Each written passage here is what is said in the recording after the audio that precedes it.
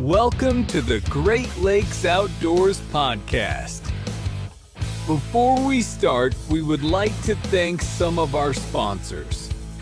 GK Calls, Mirga Ammunition, Gibraltar Duck Hunters Association, Pointe Mouillee Waterfowl Festival, Gator Decoys, Firebolt Game Calls, and Flipping Bird Apparel.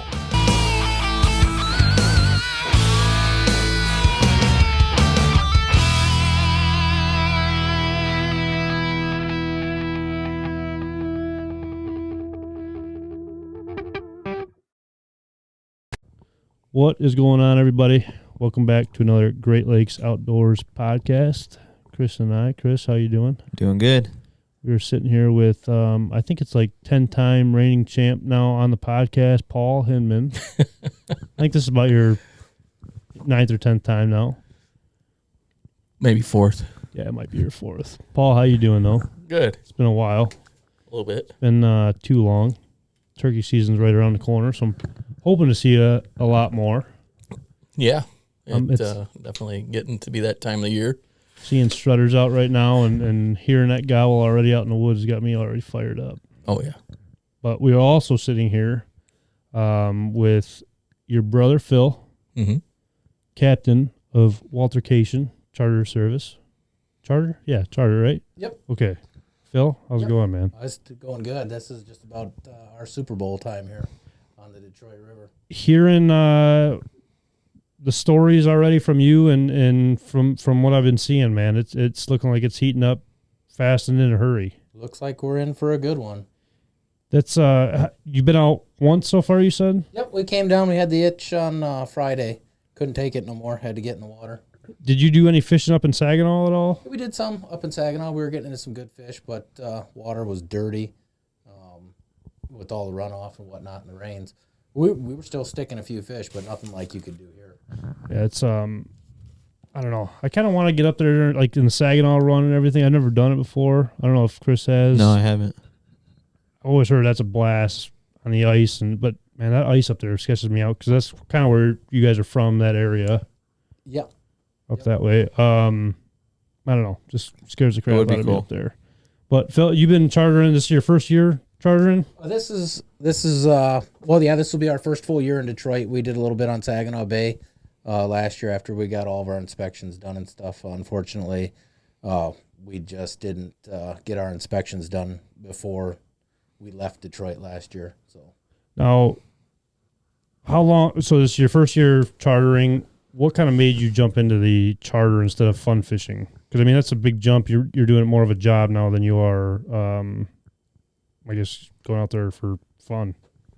I don't know. I think I don't know. I think it's really the joy of seeing somebody else get their biggest fish, or them be amazed that they just filled a the live well.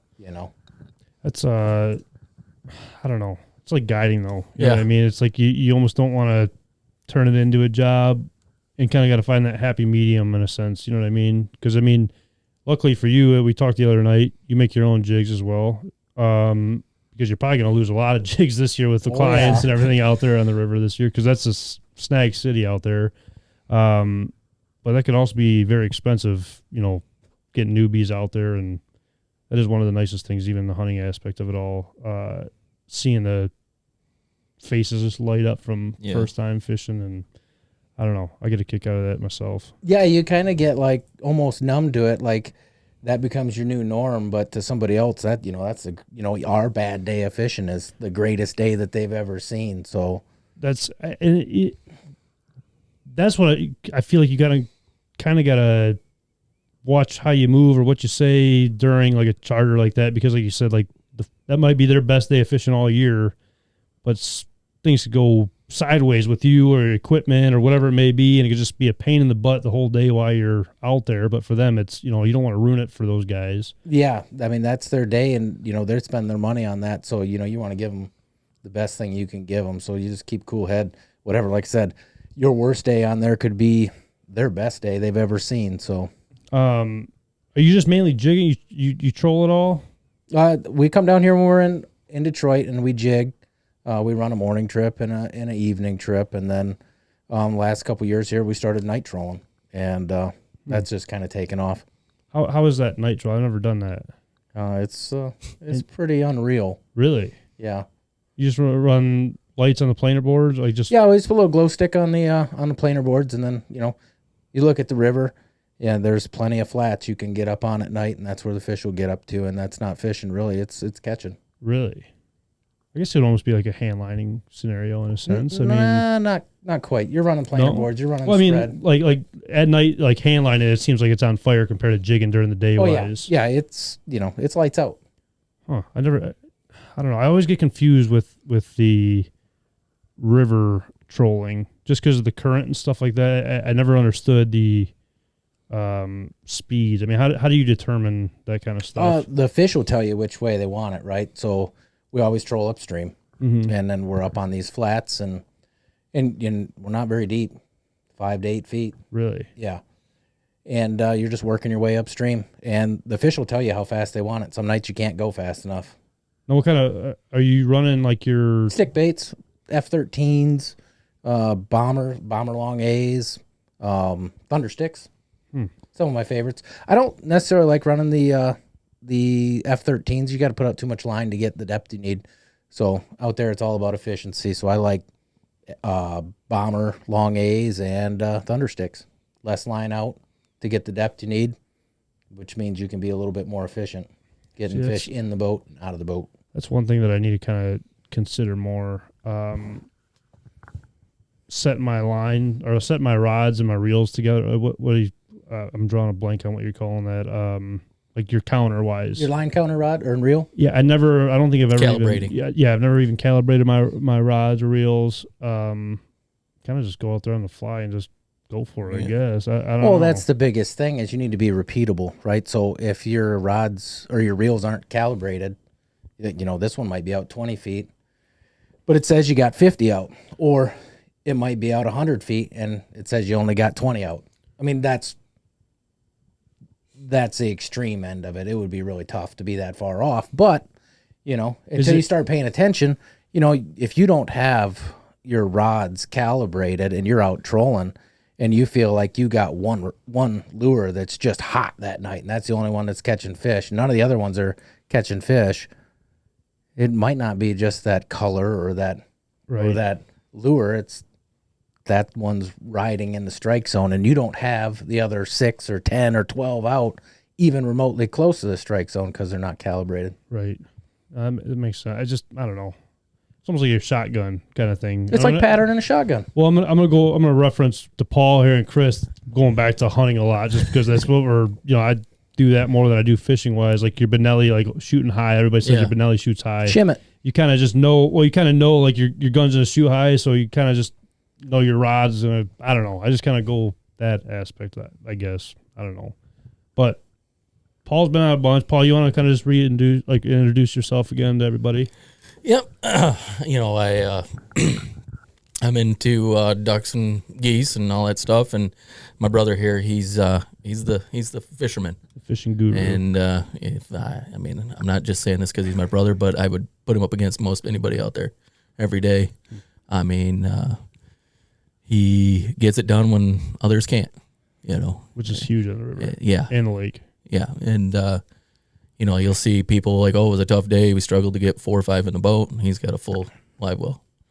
So it's just, obviously it's knowing your things, but also knowing the conditions and where, like, hey, if the wind's out of this, we need to go over here, right. Or, just situational, just because you've done it before. Which is so huge. Long. But, that's situational. I mean, that's absolutely huge. Be able to follow the fish and understand muddy water, clean water, where you need to be in transition of that's everything in reality of it. Colors, and he's not afraid to try anything different either too. It's like, some people say, oh, I only catch them on pimp daddy colors or whatever, and they fish pimp. They weren't hitting today. I'm that guy.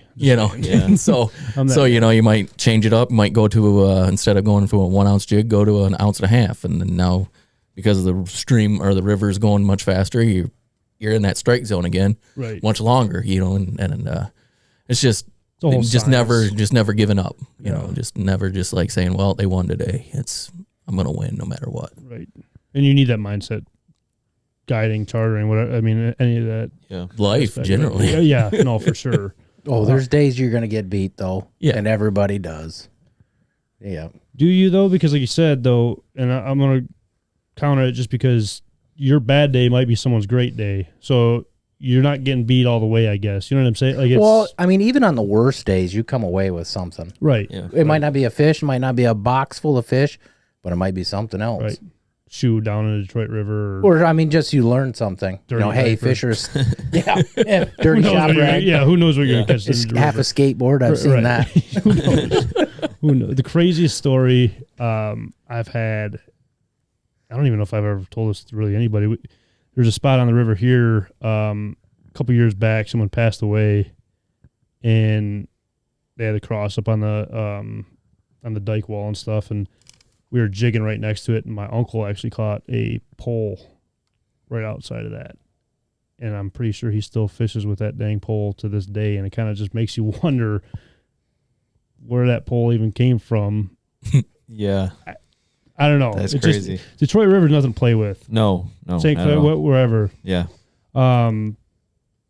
But Phil, you kind of want to just tell everybody who you are. I don't want to get carried away in the whole fishing talk because we easily can, but just kind of give everybody a background story on yourself.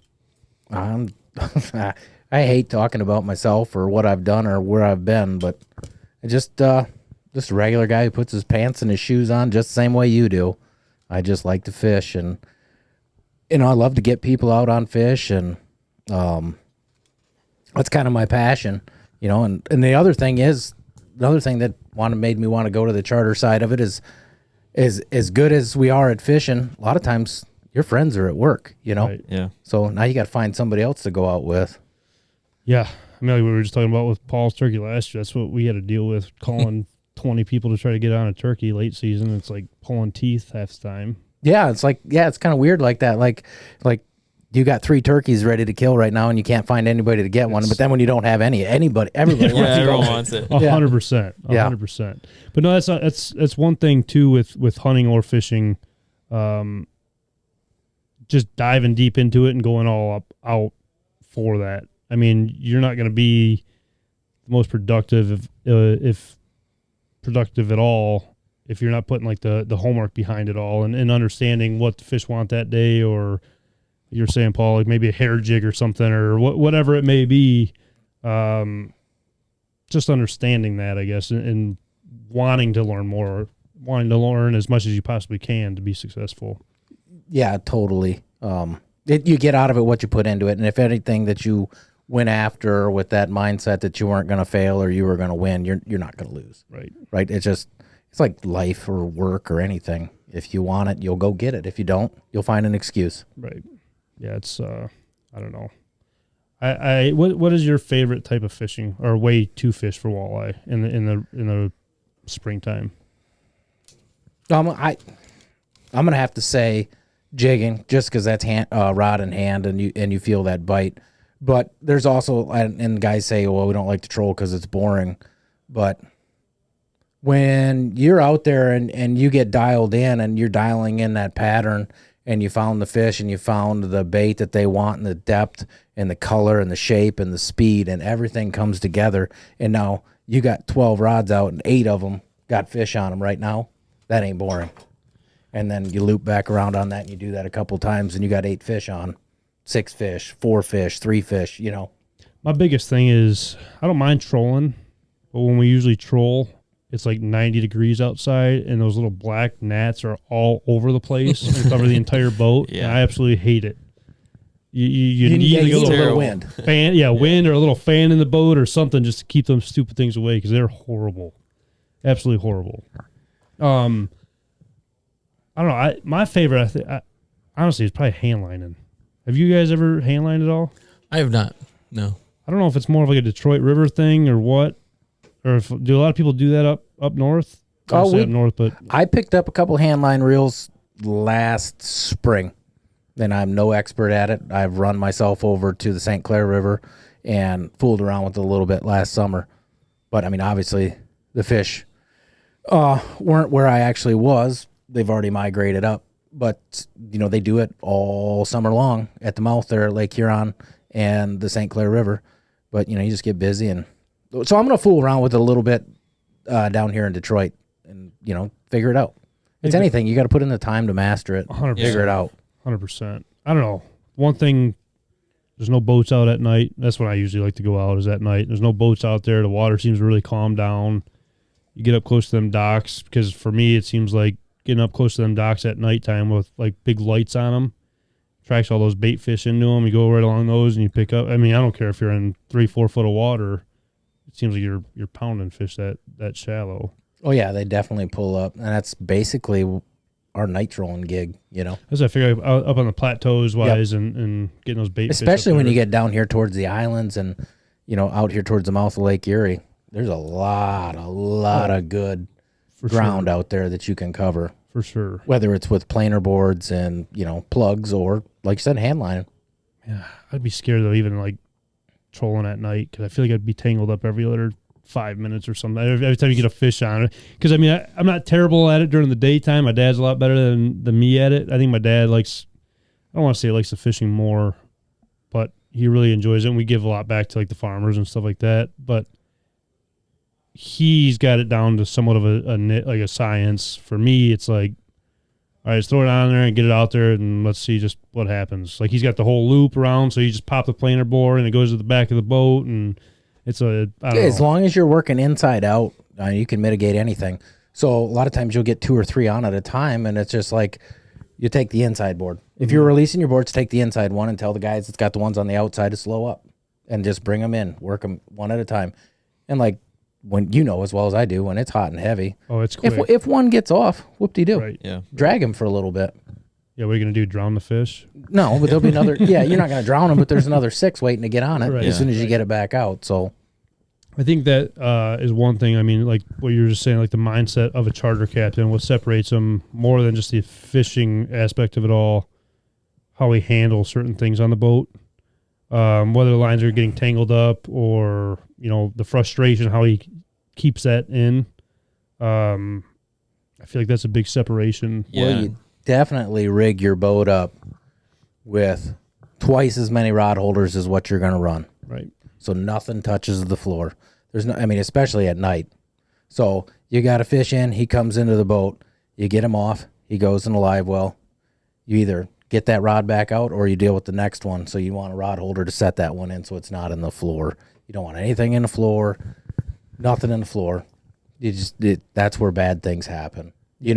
And not only that, but have a system. Whether I don't net fish at night because it's just too chaotic, and there's just too much time wrapped up getting 3 treble hooks out of a net. I just grab and pull them over the gunnel. If it's big, we'll do it, and then of course we end up, every once in a while getting, about once or twice a night you'll end up having a muskie on, so you got to net that and deal with that. Yeah. Now, is that more St. Clair area? No, that's right here on the Detroit River. Really? Yeah. So I've hooked into a few, but I've never it seems like every time you hook into one, it sees a boat and snaps the line right off.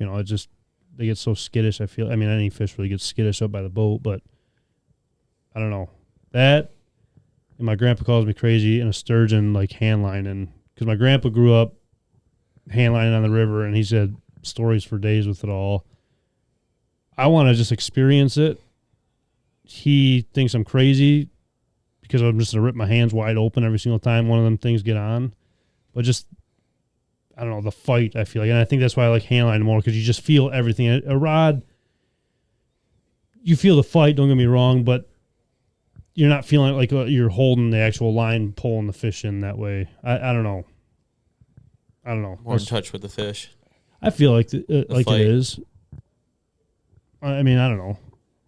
Like I was telling Paul, I'm out in the turkey woods more than anything in the springtime anyways, so that's my niche. This year I'm going to try to get out hand lining a lot more and jigging. I don't know. What boat do you run out there? I run a Lund Pro Guide, just a big tiller boat. I don't have a windshield. I like utilizing all that room. 100%. Is it ideal for ripping up and down the river when it's cold? I mean, I don't think you'll ever find an ideal boat. Right. But I have tons of storage. I think I've got, I can keep all my rods for jigging in there. And then I can still even have all of my trolling rods in there and everything stored, and nothing's on the floor. Nothing doesn't have a home. That's open boat is like my favorite. No bench seats or no nothing. Because my brother-in-law has the same boat that you do, Paul, but without the center. He's got a tiller on his, and those boats are just amazing, man. Like that, it's just how open they are, and just how much you can do with it, man, is insane. How's your boat going? I mean, you just bought that last spring, right? Or last 2 falls ago. Has it been that long already? Yeah. Holy crap! Yeah. Lund, right? No, it's a Polarcraft Okay. Outlander, 20-foot But it's also like center console. 27 foot wide. Oh, It's really? like huge. Yeah. Go away. Oh, it's the perfect jigging boat. Oh, Really? yeah, 100%. Yeah, you can get quite a few people on there and jig around and not be Crammed too. in. I don't have the storage like he does in his. Right.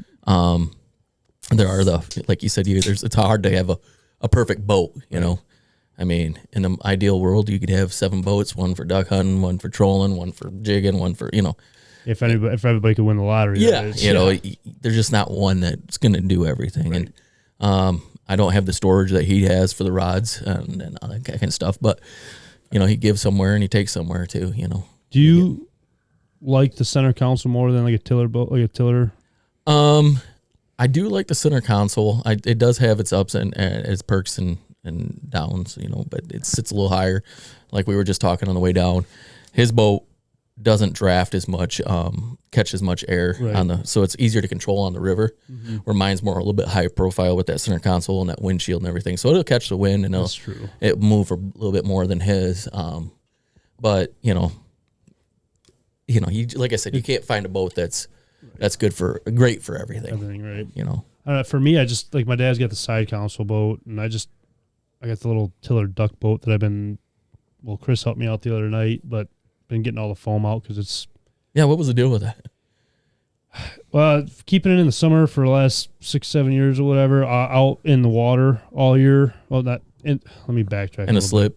Yeah, in a slip all summer for the last 6 or 7 years. I think over time the foam got all waterlogged, and I found out that the spot where you could put a seat at, and it's just like a little 1652, I think it is, duck boat.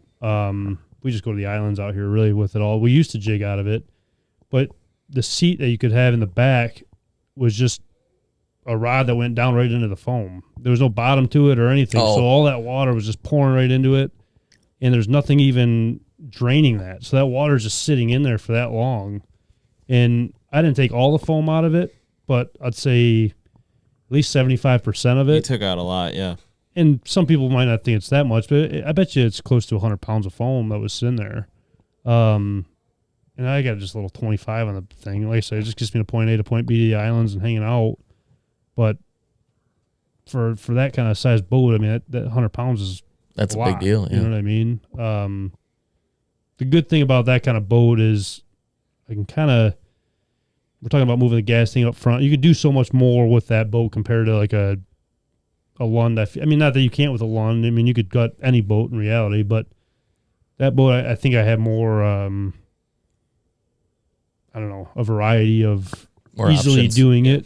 I don't know. You'd have to see it. But yeah, it's just waterlogged foam, and it seems like a lot of duck boats get that way. Yeah. I mean, any boat in reality will get that way if you leave it out there. Oh, for that definitely. long. Storing it outside or keeping it in a slip. Right.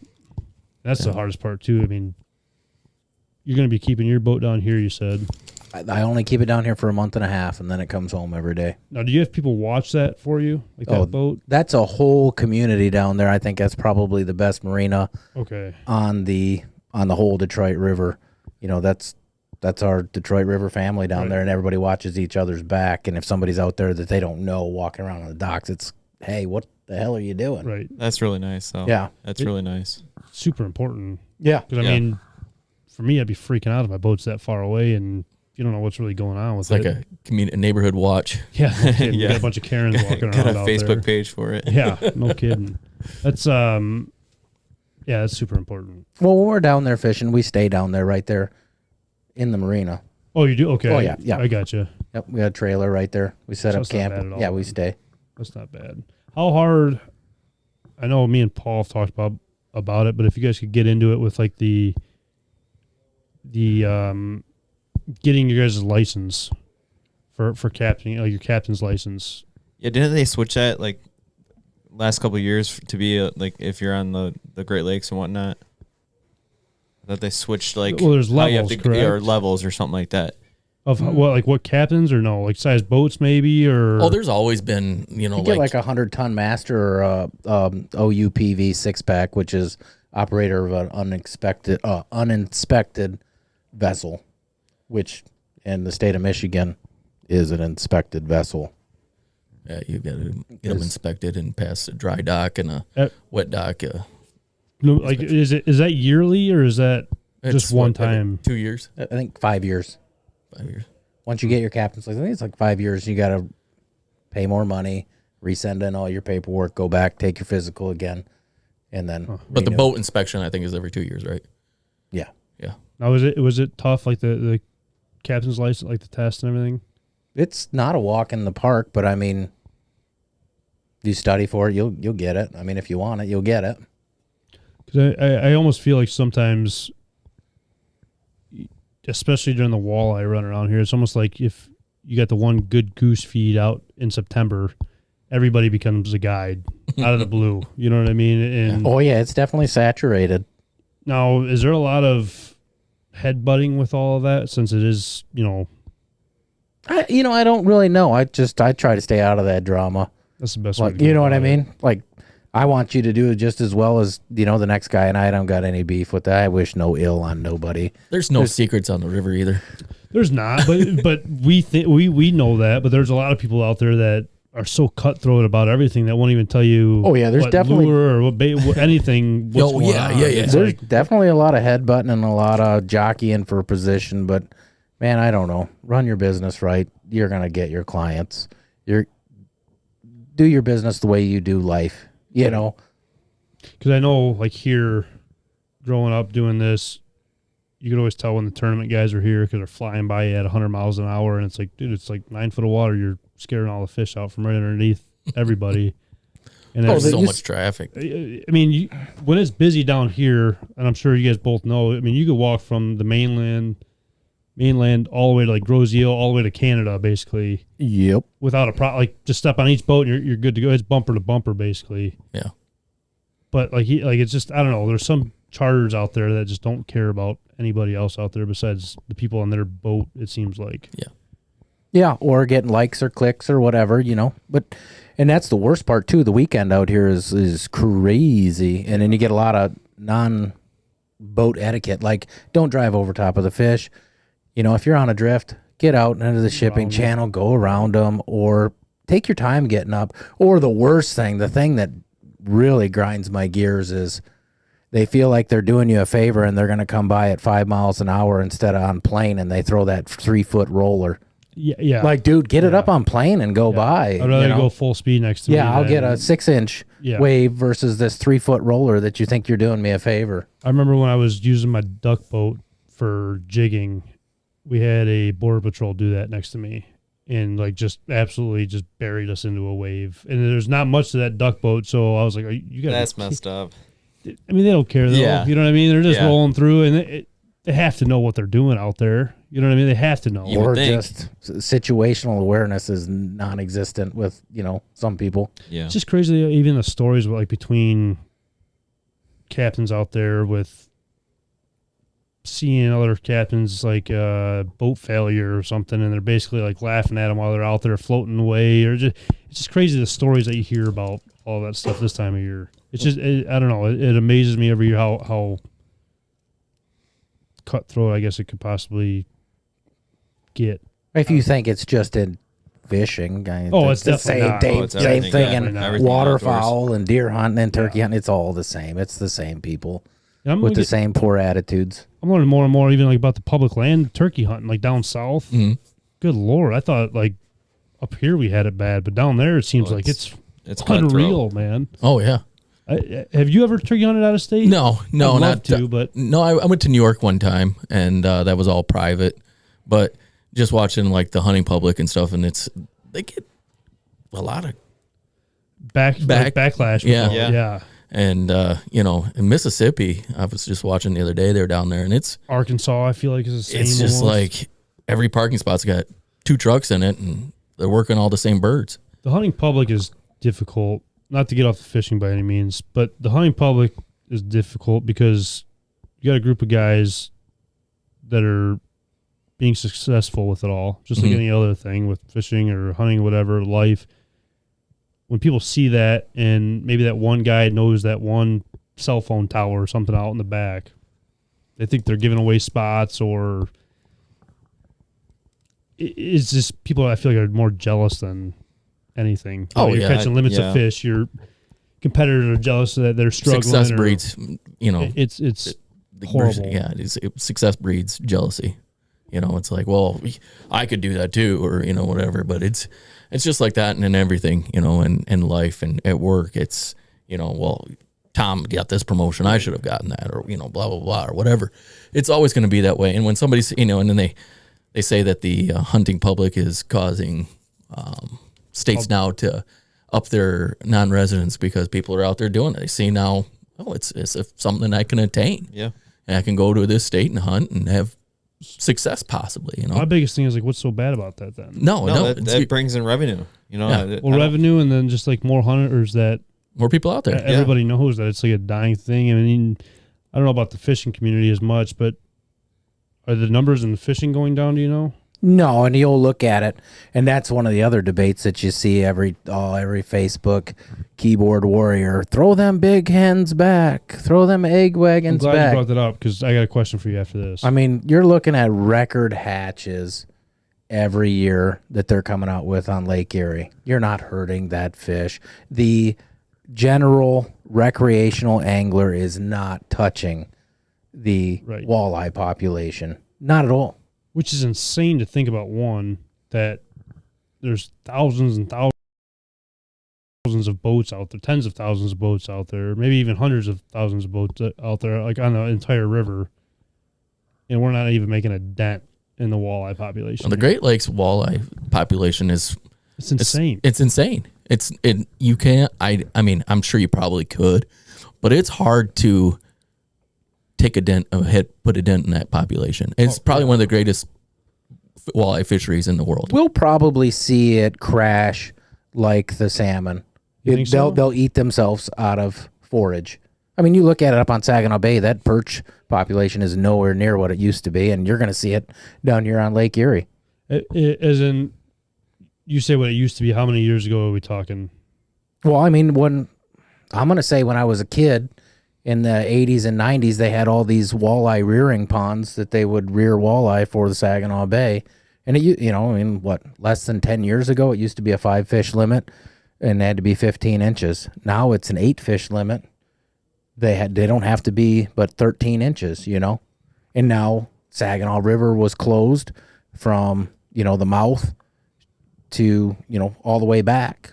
Right. From, March 15th till last Saturday in April. Now you can fish walleyes in the Saginaw River all the way to the Center Street Bridge. That was just above the confluence where all the good, spawning ground is in the Shiawassee, the Tittabawassee, the Cass, the Flint. It's just, I don't know, it's tough because you know more about it than I do, like the history behind it all. But from what I understand, the walleye population has never really been a problem in the Great Lakes. It seems like it's always flourishing, and every year it seems like more and more fish are coming in. Yeah. So it makes me,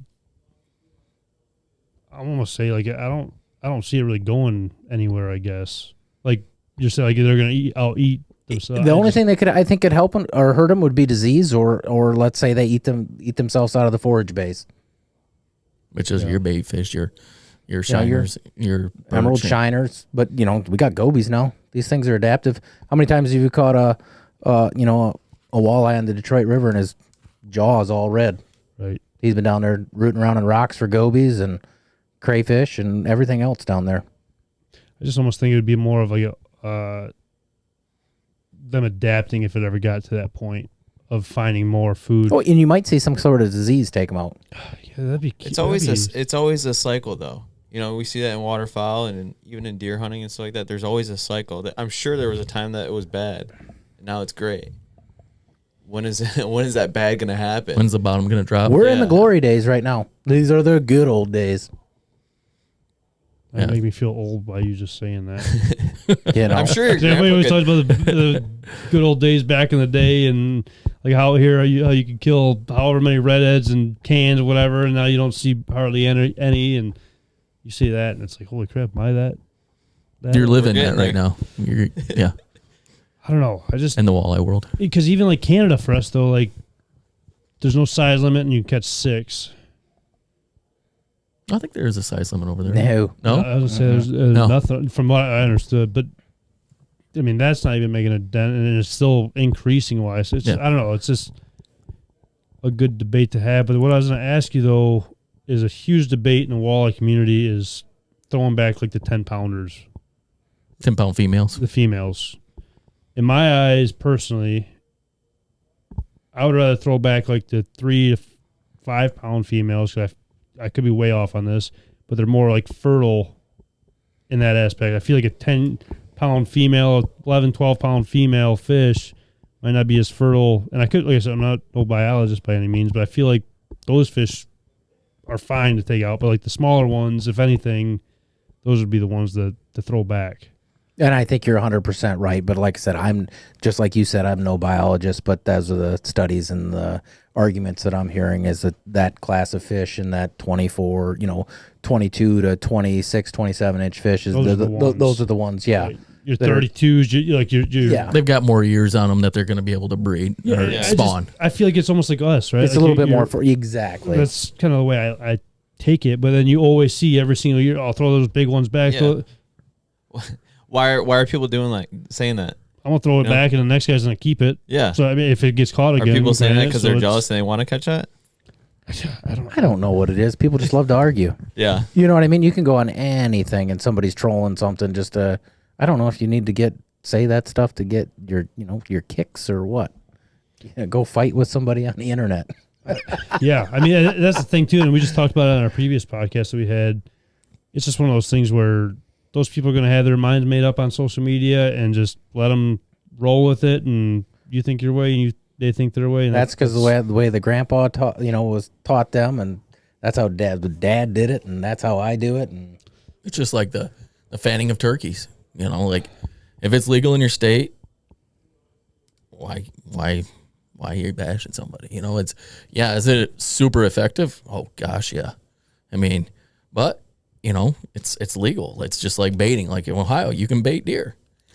We can't here. Does that make it wrong? I mean, it's just something's always going to be wrong, whether it's using decoys for turkeys or bait for deer, or someone's going to make an excuse for it. I feel like there's always going to be the opposition of it. And the people that are just down talking you and whatever. That's I don't know. I was gonna talk about my grandpa back in the day, but some of the stories out here, I don't know if I should because I don't want to incarcerate anybody. The statute of limitations. Yeah, some of these people out here, man. Like, it's one thing that I've always enjoyed hearing is like the stories and the history behind the river and people. I mean, I've heard gas tanks getting cut in half, and like there's another little live well underneath the gas tank, and just crazy. There was a guy. You guys probably know Kalash, the guy that invented the layout boat. He lived right in Gibraltar here, and he would throw box springs on the bottom of the river.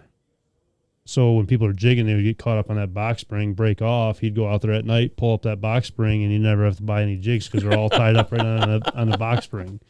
So Genius. Hearing those kind of Smart stories guy. around here is just there's so much history on the river and the lake, and it's just I don't know. It's just comical to an extent, I don't know. I love hearing about that kind of stuff.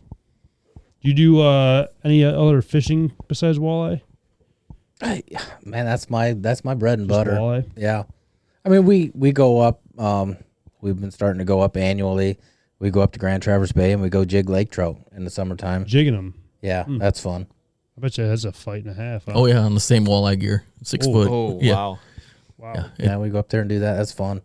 I always want to try. Every year I say I'm going to do this. Like I just bought the 410. I don't know if I sent you a picture. I bought a 410 this year, single shot for turkey season. One of them Savage.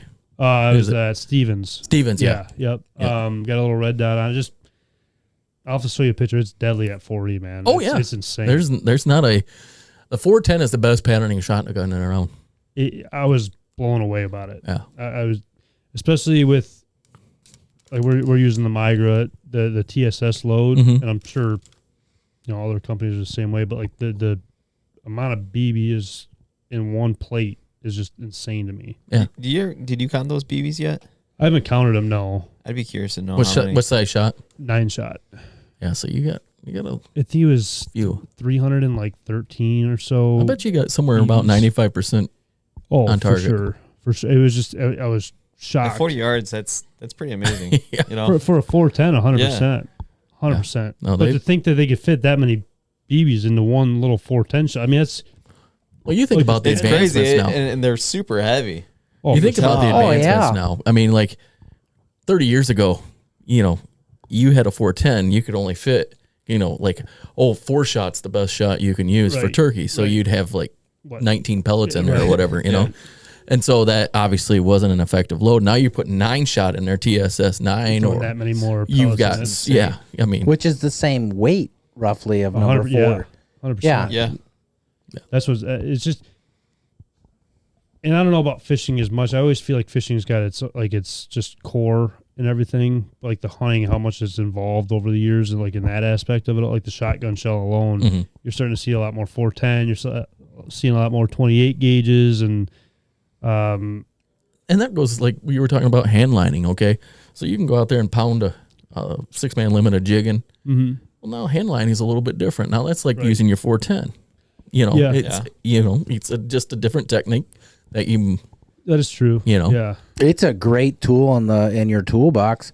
It's springtime and it's windy.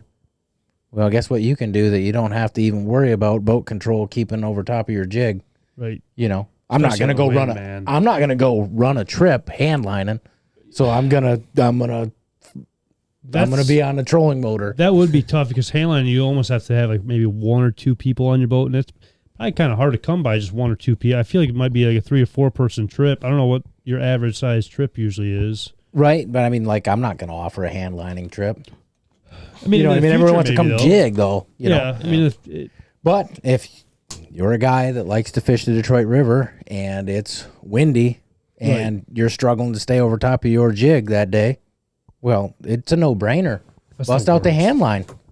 That's Get the 'em. worst, though. In the high winds like that, trying to stay on like with your jig. What size jigs do you use? So all my guys in the back will have 1 ouncers on. I just run a 1 ouncer in the back. And then I like running a lighter jig up front. And a lot of guys, they poo-poo on that, but I'll run as light a jig as I can get away with. With depth-wise? Just to stay over top of it, because I like the feel of it better. Like, I like the lighter jig more myself, and I feel like if I'm over top of a 5/8 or a 1/2 ounce jig up on the front, and you've got a 1 ounce in the back, you should be straight. You know what I'm saying? Yeah, 100%. You know what I mean? But I can almost, when I start to downsize on my jig and get away with the lightest one I can possibly get, you can almost get rid of your stinger. Really? Oh, dude, that bite is insane. You feel it all the way to your toenails. Thunk. It's not that pickup, it's heavy. I'm wondering if that's what we're kind of doing wrong, because you always see like the back of the boat. I try to get straight right off the bat, and then I tell everybody else, like, go ahead and drop down. I'm good. You guys should be good if you drop down right now. And that's just the way that I do it. It might be different for That's everybody, exactly how I do it. Like, hey, don't drop them until I get straight. Once I get straight, then you're good. Because you're going to make a rat's nest if you don't. Well, and then you see guys, like, they're jigging, and it's like 40 feet behind the boat, and it's like, I don't think you're going to be catching any fish that way, so just when I say drop, just drop them then, and not like I know everybody's excited, but just calm down for a second, drop it down. And I always tell them you got 2 options, right? If you lose track of your jig or you don't feel bottom anymore, you got 2 options. You can either let more line out to feel bottom, A, or B, you can pick up and start over. And the answer is never A; it's always B. Yeah, pick up and start over. Yeah, I use a 5/8, but like in the back of the boat, some of the guys start, hey, are we straight? Are you straight? What's going on? I'm way behind the boat. Maybe that's why, because I'm 5/8 and they're using 5/8 too, and they're kind of getting It away makes a from. lot of sense, though. Yeah. Yeah, I'd never Well, really. nobody's going to be as straight as you up there by the trolling motor. 100%. The closer you get to the trolling motor, the straighter you get. 100%. Yeah. That's for sure. But the guys in the back of the boat are getting the first crack at the fish. Sometimes, depending on wind direction. Going down with. Are you saying like the way that the fish are sitting down below? Well, with the current. So Well, it just if you depends on if the you wind. motor up, I mean it depends on the wind, but if you motor up and you start drifting backwards, Yeah. front of the boat is actually the back of the boat. Yeah. So you're Because getting they're the all first, facing north, I guess, right? well, you're just moving backwards the whole way down the river. I don't know. There's a guy out of Canada, Mike Borovic, and he ended up hooking up a Spydro to his jigging rod, and he just busted a whole bunch of myths on jigging the Really? Detroit River. Yeah, everybody says look at that. that. He always says that it's a everybody, all the old timers, they always say that it's a reaction bite, Yeah. and they don't have a second just to look at your jig. But I'm gonna tell you right now, when I drop that cheat code on a stick, forward facing sonar, yeah. or That's a huge debate in itself right now. yeah. So when I drop cheat code on a stick, I'll tell you that they'll follow it. And he just busted that myth with a Spydro on there, and those walleye will follow that jig and follow it and follow Really? it and follow it, and then they'll either pass it or they'll choke it.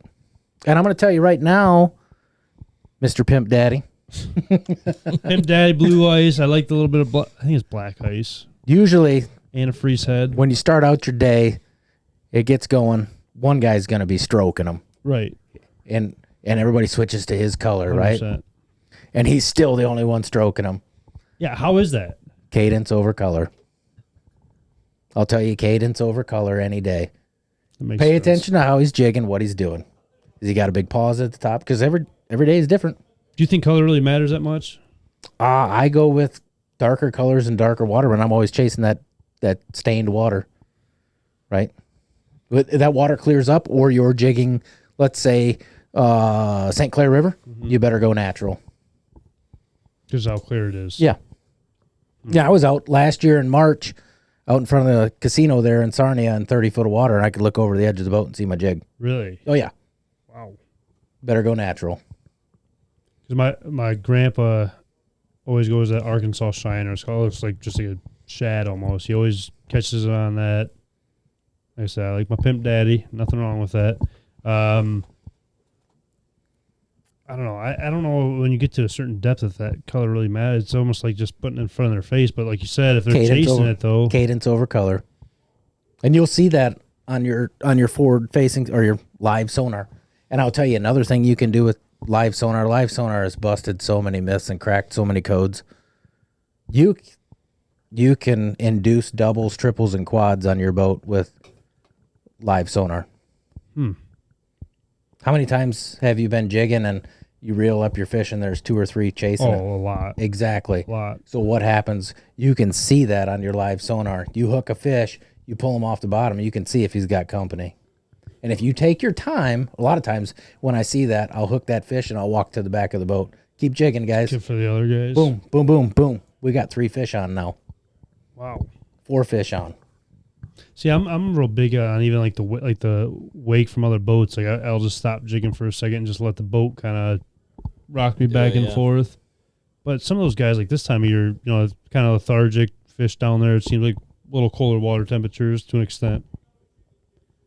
But some of those guys are just out there like just ripping, man. Snap jigging? Yeah. And it's like, how are you guys even catching fish if they're? Do you think they're moving that like as slow as people are saying? Because obviously, when it's 20 This is what I degrees, imagine that I lift my jig up this time of year. 6 inches tops. And slow. And I'm not used to that. I'll 6 inches. pick it up. That's 6 what she inches. said. I'll pick it up 6 inches. And then I'll let it down on a tight line. A Boom. tight line, I feel like, is Yeah. the most important Yeah. thing. 100%. No slack in that at all. or Last it'd be- Friday, they wanted a long pause. So At the pick it top? up, pick it up at the top, and I'd count to like 3. Sometimes, boom, they'd jerk the rod out of your hand. See, for you, in your success, are you looking at more of like a going out and trying new things per day, or do you kind of have an idea in your head, like with water temp or clarity, or even like time of year, what you need to do for that fish to strike?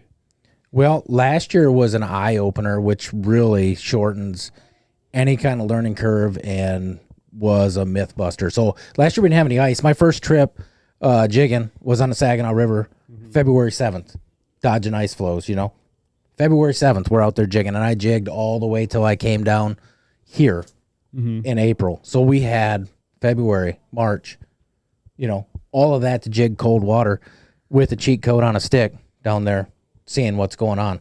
And some days down there, in Saginaw, you were only lifting 1.5 inches off the mud, and that's what it takes to get them. So all of these things just kind of culminate in your head that, oh, I remember what I did last year at this, and they were finicky here. And then some days it was lights out, it wouldn't matter. Right. I mean, you definitely had those days on the river where you could throw anything down. You just throw a bare hook down there and you still might be catching them. The worst thing to do is have one jigging cadence.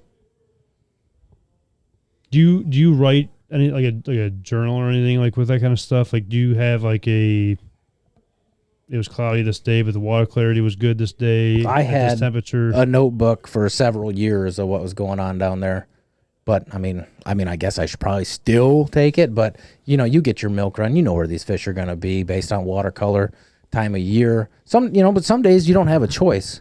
Like if that water gets dirty, well, we got to run up to Lake St. Clair looking for clean water. Right. We're going to burn a tank gas today, and this might not be the fish that we're looking for, but we still need to fill that live well. So every year I think of that, like with goose hunting, Yeah. about writing something down, or like the birds are doing this on this day, or they showed up over here on this day, and this was in this field, like corn in this field this year, and this is when they showed up. But Weather, which way the wind direction was coming. Was it snowing? Was it sunny? Was it like just kind of learn off of that. I always just get caught up, man, because I like when every year I do this. I start off real good, but then I start seeing geese here or there or wherever, and it's just like, all right, I'm not going to stop my truck every single time I see geese and write it down. The phones obviously is a huge help with knowing kind of where they're at and when. Onyx? Well, just like knowing when like they're showing. I can look at my phone and say, oh, late September, we've been shooting them over like in this area, so over here I'm going to start scouting more than anywhere else because they're probably not there. Granted, you're not looking at the wind that way, you're not writing that down, but it's always a huge help. I feel like if once you get it down pat, you're pretty solid. It's like I don't know if he does it as much as I do, but when you're fishing and you're in tune to that, it's just like duck or goose hunting. Mm-hmm. Like there's some days you can't keep them out of the spread. Right. Like, oh man, I am great. Right. I should be a guide. And then there's days you're like, you can't do anything right. And then you're like, well, what do I do now? Back to the drawing board. But it's the same way with fishing. There's days where anybody can go out there and put 12 fish in a box. They're just turned on that day. We call it committing suicide. Yeah, I mean, pretty much. Yeah. I think it's funny too when people think that you got to go to the deepest water for even fish. Like you got to go to deep water, you got to get all the fish out in deep. I've caught some of my biggest walleye in like 6 foot of water, 4 foot, 5 foot of water. Oh, exactly. I mean, it's and you guys are in the Mecca down here. Like people don't realize it, but there's a lot bigger fish down on this end, I swear, than there is up. I mean, don't get me wrong. There are big fish that come in from Lake St. Clair and they come into the mouth up there on that end. But if you look at the river up there, you've got Belle Isle. It was basically the only natural shoreline up there. The rest of it's dredged out and it's all seawall. Yeah.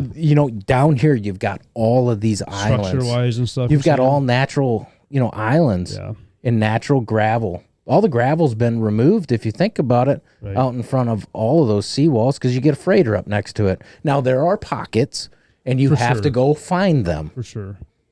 But I think I catch way bigger fish down on this end in all the natural shoreline. Which is shocking to me because it always seems like and shallow. All the big fish are like more north that you see.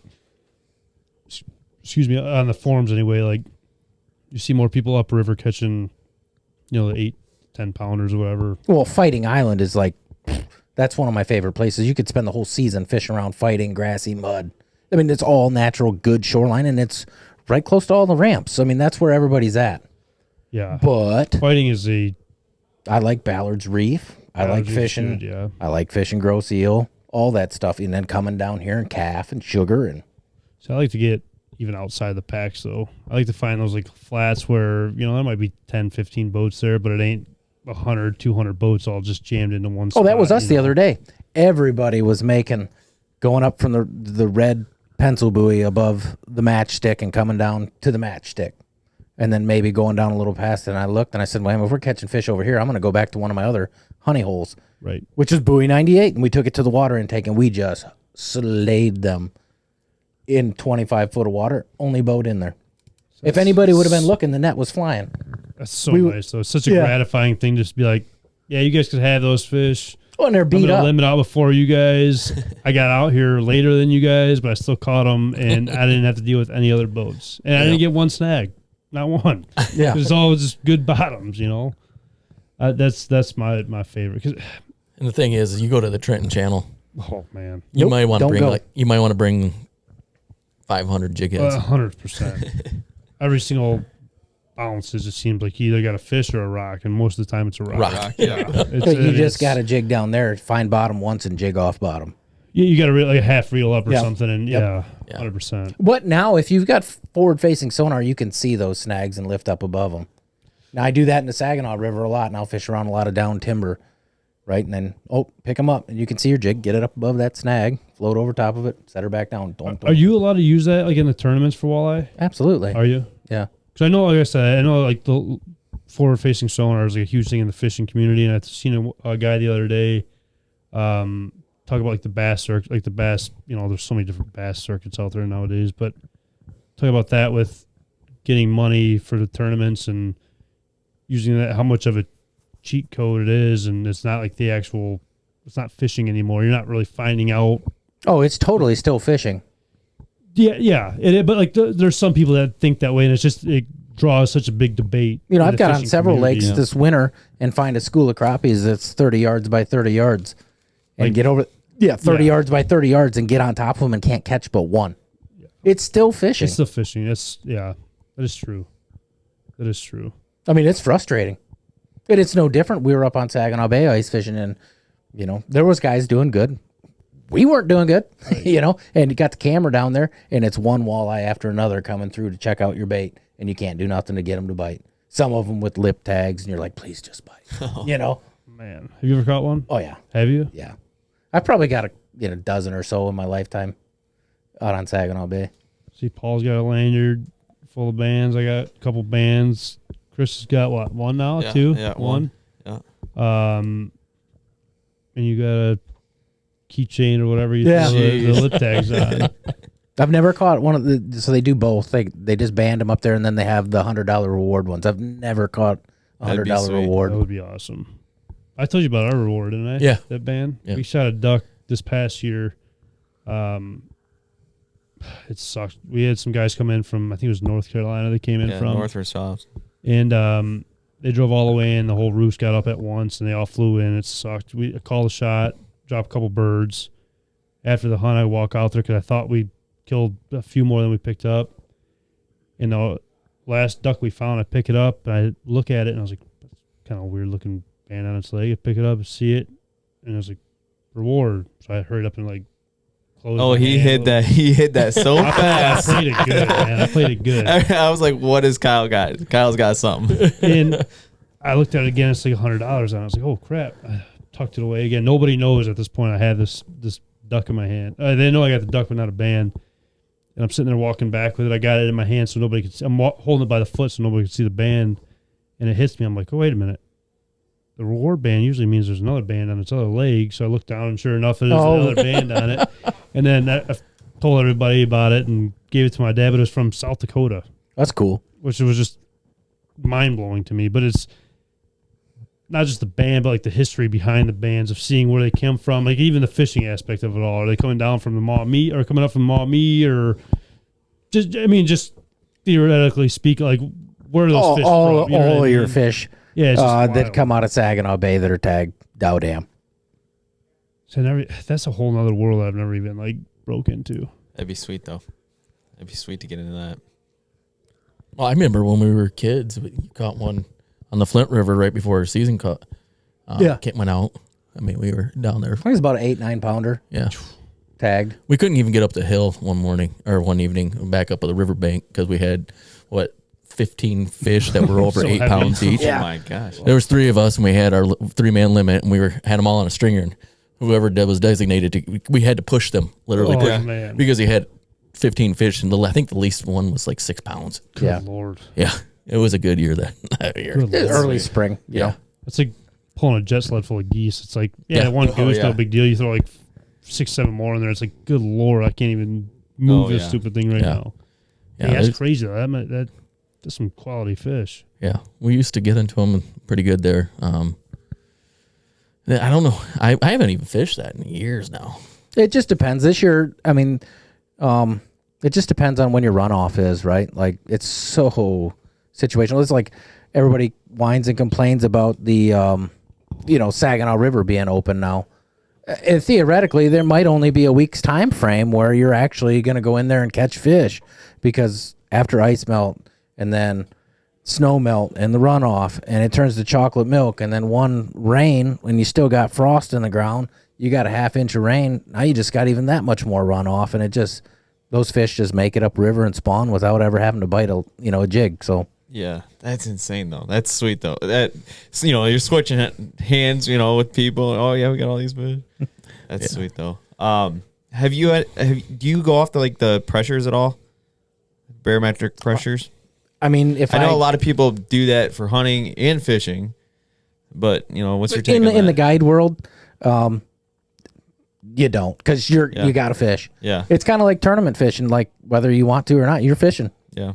I mean, Maybe, I feel but you like, want to. I feel like if you only limited yourself, just saying from a normal standpoint of Yeah. a regular hunter or fisherman, if you only limited yourself to the days when it was the best barometric pressures, you'd probably only get out once or twice a year. Yeah. I mean, for most of us are weekend warriors. Yeah. And so let's say the barometric pressure isn't good for that day, then you've just eliminated a day for yourself. Yeah. So, I mean, you can't shoot them in the house. No. You can't catch them in Yeah. the house. Might as well give it a Well, whirl. I wasn't sure. A barometric pressure is a certain way. This day, you go to a certain spot. It's good that with that pressure, even if it's bad, you go to this certain spot or whatever. I think that stuff plays more of a role in the cold weather or cold water periods.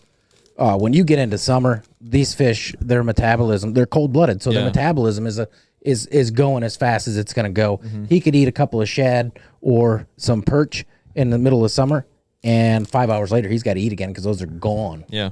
I remember this past summer just fishing locally, how many you'd catch a couple walleye, and in the bottom of after you would get done at the end of the day, pull out the walleye and there'd be Minnows 15 everywhere. gizzard shad down there at the bottom. They puked back out, Yeah.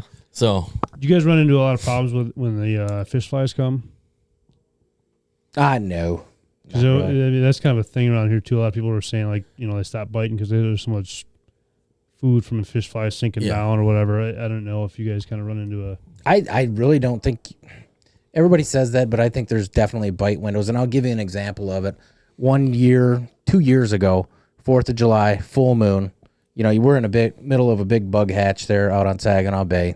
Whether it's fish flies or whatever else is out there, I don't know all the names of the bugs, but we get out there. I make it out right to where I want to troll. I start shooting side imaging. It's stacked. There's fish in here like crazy. I set lines. I got 10 lines out. Can't get bit. Can't get bit. First thing in the morning. Haul lines. Move over to some other waypoints where I had some fish. Set lines. I think I had 8 fish at 10 o'clock. Hauled lines. Made that run 2 miles back to the fish that I marked in the morning. Sat lines on them. We went from 8 fish to 32 fish in an hour. I guess that would make sense because It's bite windows and metabolism. I mean, with deer and turkey especially, people are always they're hung up. There's always that time frame where they're the most. I don't even know. I've drawn a blank. The most vulnerable times. Susceptible. Yeah, and I mean that makes sense though. Well, I mean, that's just their metabolism. Let's say they ate till sunup, right? And I start fishing at sunup. They're already full. I can't even, they won't even eat it. But now it's 11 o'clock, water temp 70 degrees. This fish's metabolisms Right. Yeah. is going. His stomach's empty. Now I start trolling past him. We went from 8 fish to 32 fish like right now. That's wild. It's crazy. I mean- It's almost like, I'll just wait a little bit to go out. Well, and a lot of people also, like turkey hunting. I'll use that as an example. People think, well, if I haven't got a bird by 10 o'clock in the morning, I'm going back to home. Right. Right. Some of my best hunts have been after 11 o'clock, like 11 to 1. You get that lone tom, the hens start going back to the nest. I feel like it's They just ditch more of a them. confidence thing though too, because if you don't have the confidence to Yeah. know that they're going to be fired up at that time, or the fish are going to be fired up at that time, or have enough,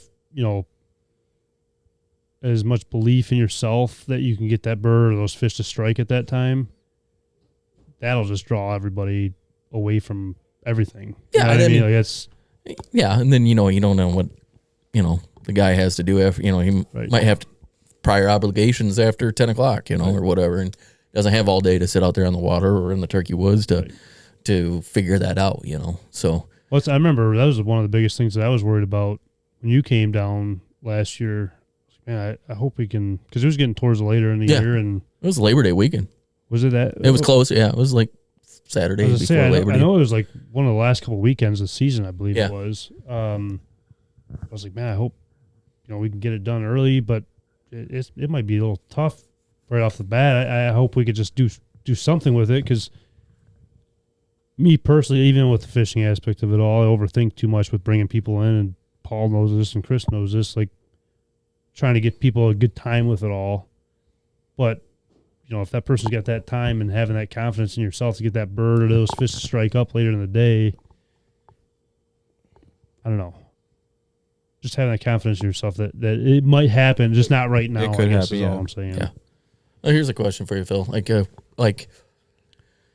As a turkey hunter or waterfowl hunter, we have our certain times where we feel are the best times to hunt.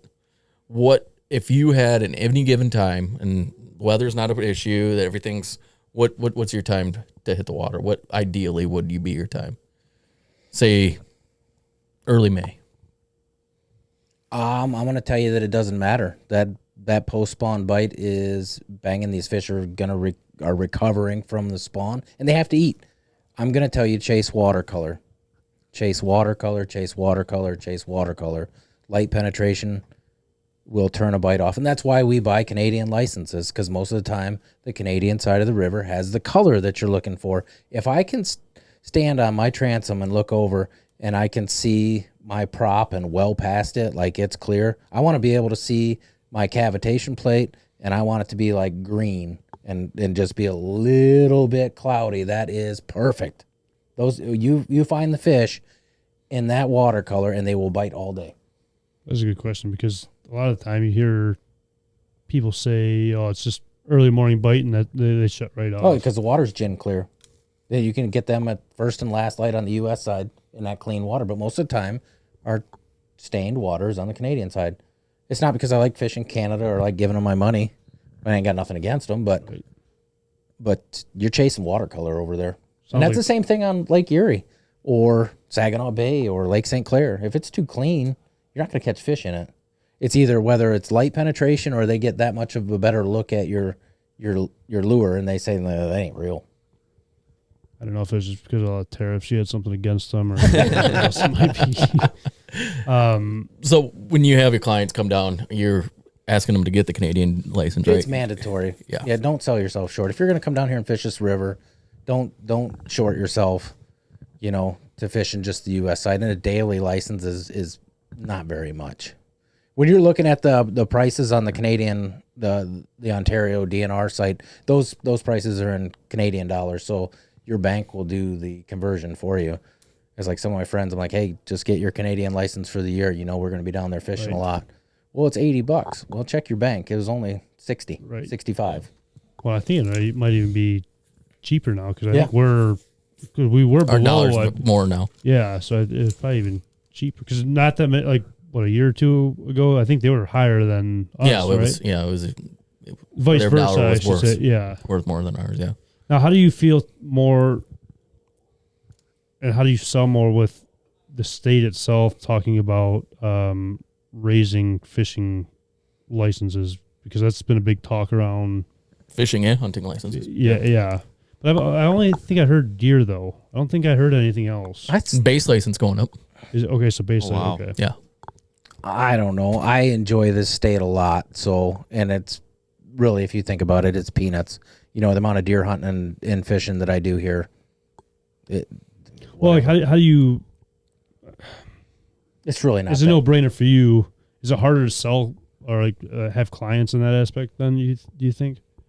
I don't think so. They're going fishing regardless. The only thing that I do disagree with is you should have left the senior licenses alone. Why go up on price on that? Yeah. Yeah, it seems like they just completely skyrocketed the senior prices. It's like usually senior prices are always lower than everything else. But Right. And it should be. I think so too. There's a lot of stuff in the outdoor world in Michigan that just isn't making a whole lot of sense. And we have a guest coming on soon that hopefully we'll be able to kind of crack the code per se with it all, just because they do so much asinine stuff that doesn't make any sense at all with spending money, but then they want to raise prices to the people that are giving back towards it all. Right. It's I don't know. With marketing for your charter or going out with you, how has that been? Have you been more of word of mouth or social media standpoint? Like I said, you get out of it what you put into it, and it's been a learning experience. And there's been a lot of help along the way. Paul's designed some logo work, done some logo work for me. I mean, my oldest daughter's doing, marketing work for me. I'm teaching old dog new tricks. I'm learning how to, get in on that game. It'll happen. Right. 100%. Like, and I feel like you'll attract your clients. You're going to get repeats, and they're going to come back down and fish with you every year just because they like to. Word of mouth is absolutely huge, especially you get that good base of clients in, and they start coming back and they tell their friends about you. Then almost seems like you get to kind of pick and choose who you take out, but it might be a gap from the beginning to that point, obviously. Yeah, I'm looking theoretically, probably we're looking at 3 to 5 years before this really takes off. And thankfully I got a real job too. Right. Now, what sets yourself apart? Like, what do you think sets yourself apart from other charters? I think maybe personality, but I think there's a lot of good guys out there. And I've got friends that are charter captains. They're all good guys, you know. I don't know. And we all work in a network too. So like some days your best fish finder is your cell phone. Your other buddy that's out there, your other captain buddies that are out there fishing. You got a group chat. You got a group chat going, and you check in at 8, 9 o'clock. Are you on them? No, we're not on them. Well, we're on them. Come over Right here. Yeah. And that's, like what we were talking about earlier, that's very important to be cordial with your people around you and not so cutthroat. You're stealing my client, you're stealing my fish, whatever it may be. I mean, that's the other thing too. Like you're working with a network of guys. Well, somebody calls them and says, "Hey, I want this date," and you're already booked up. Well, Phil doesn't have a trip, so send him to Phil. It's huge. It's really huge. See a lot of people in this outdoor industry, whether not just speaking Michigan, but all over the country, just burning so many bridges that they don't need to be burnt.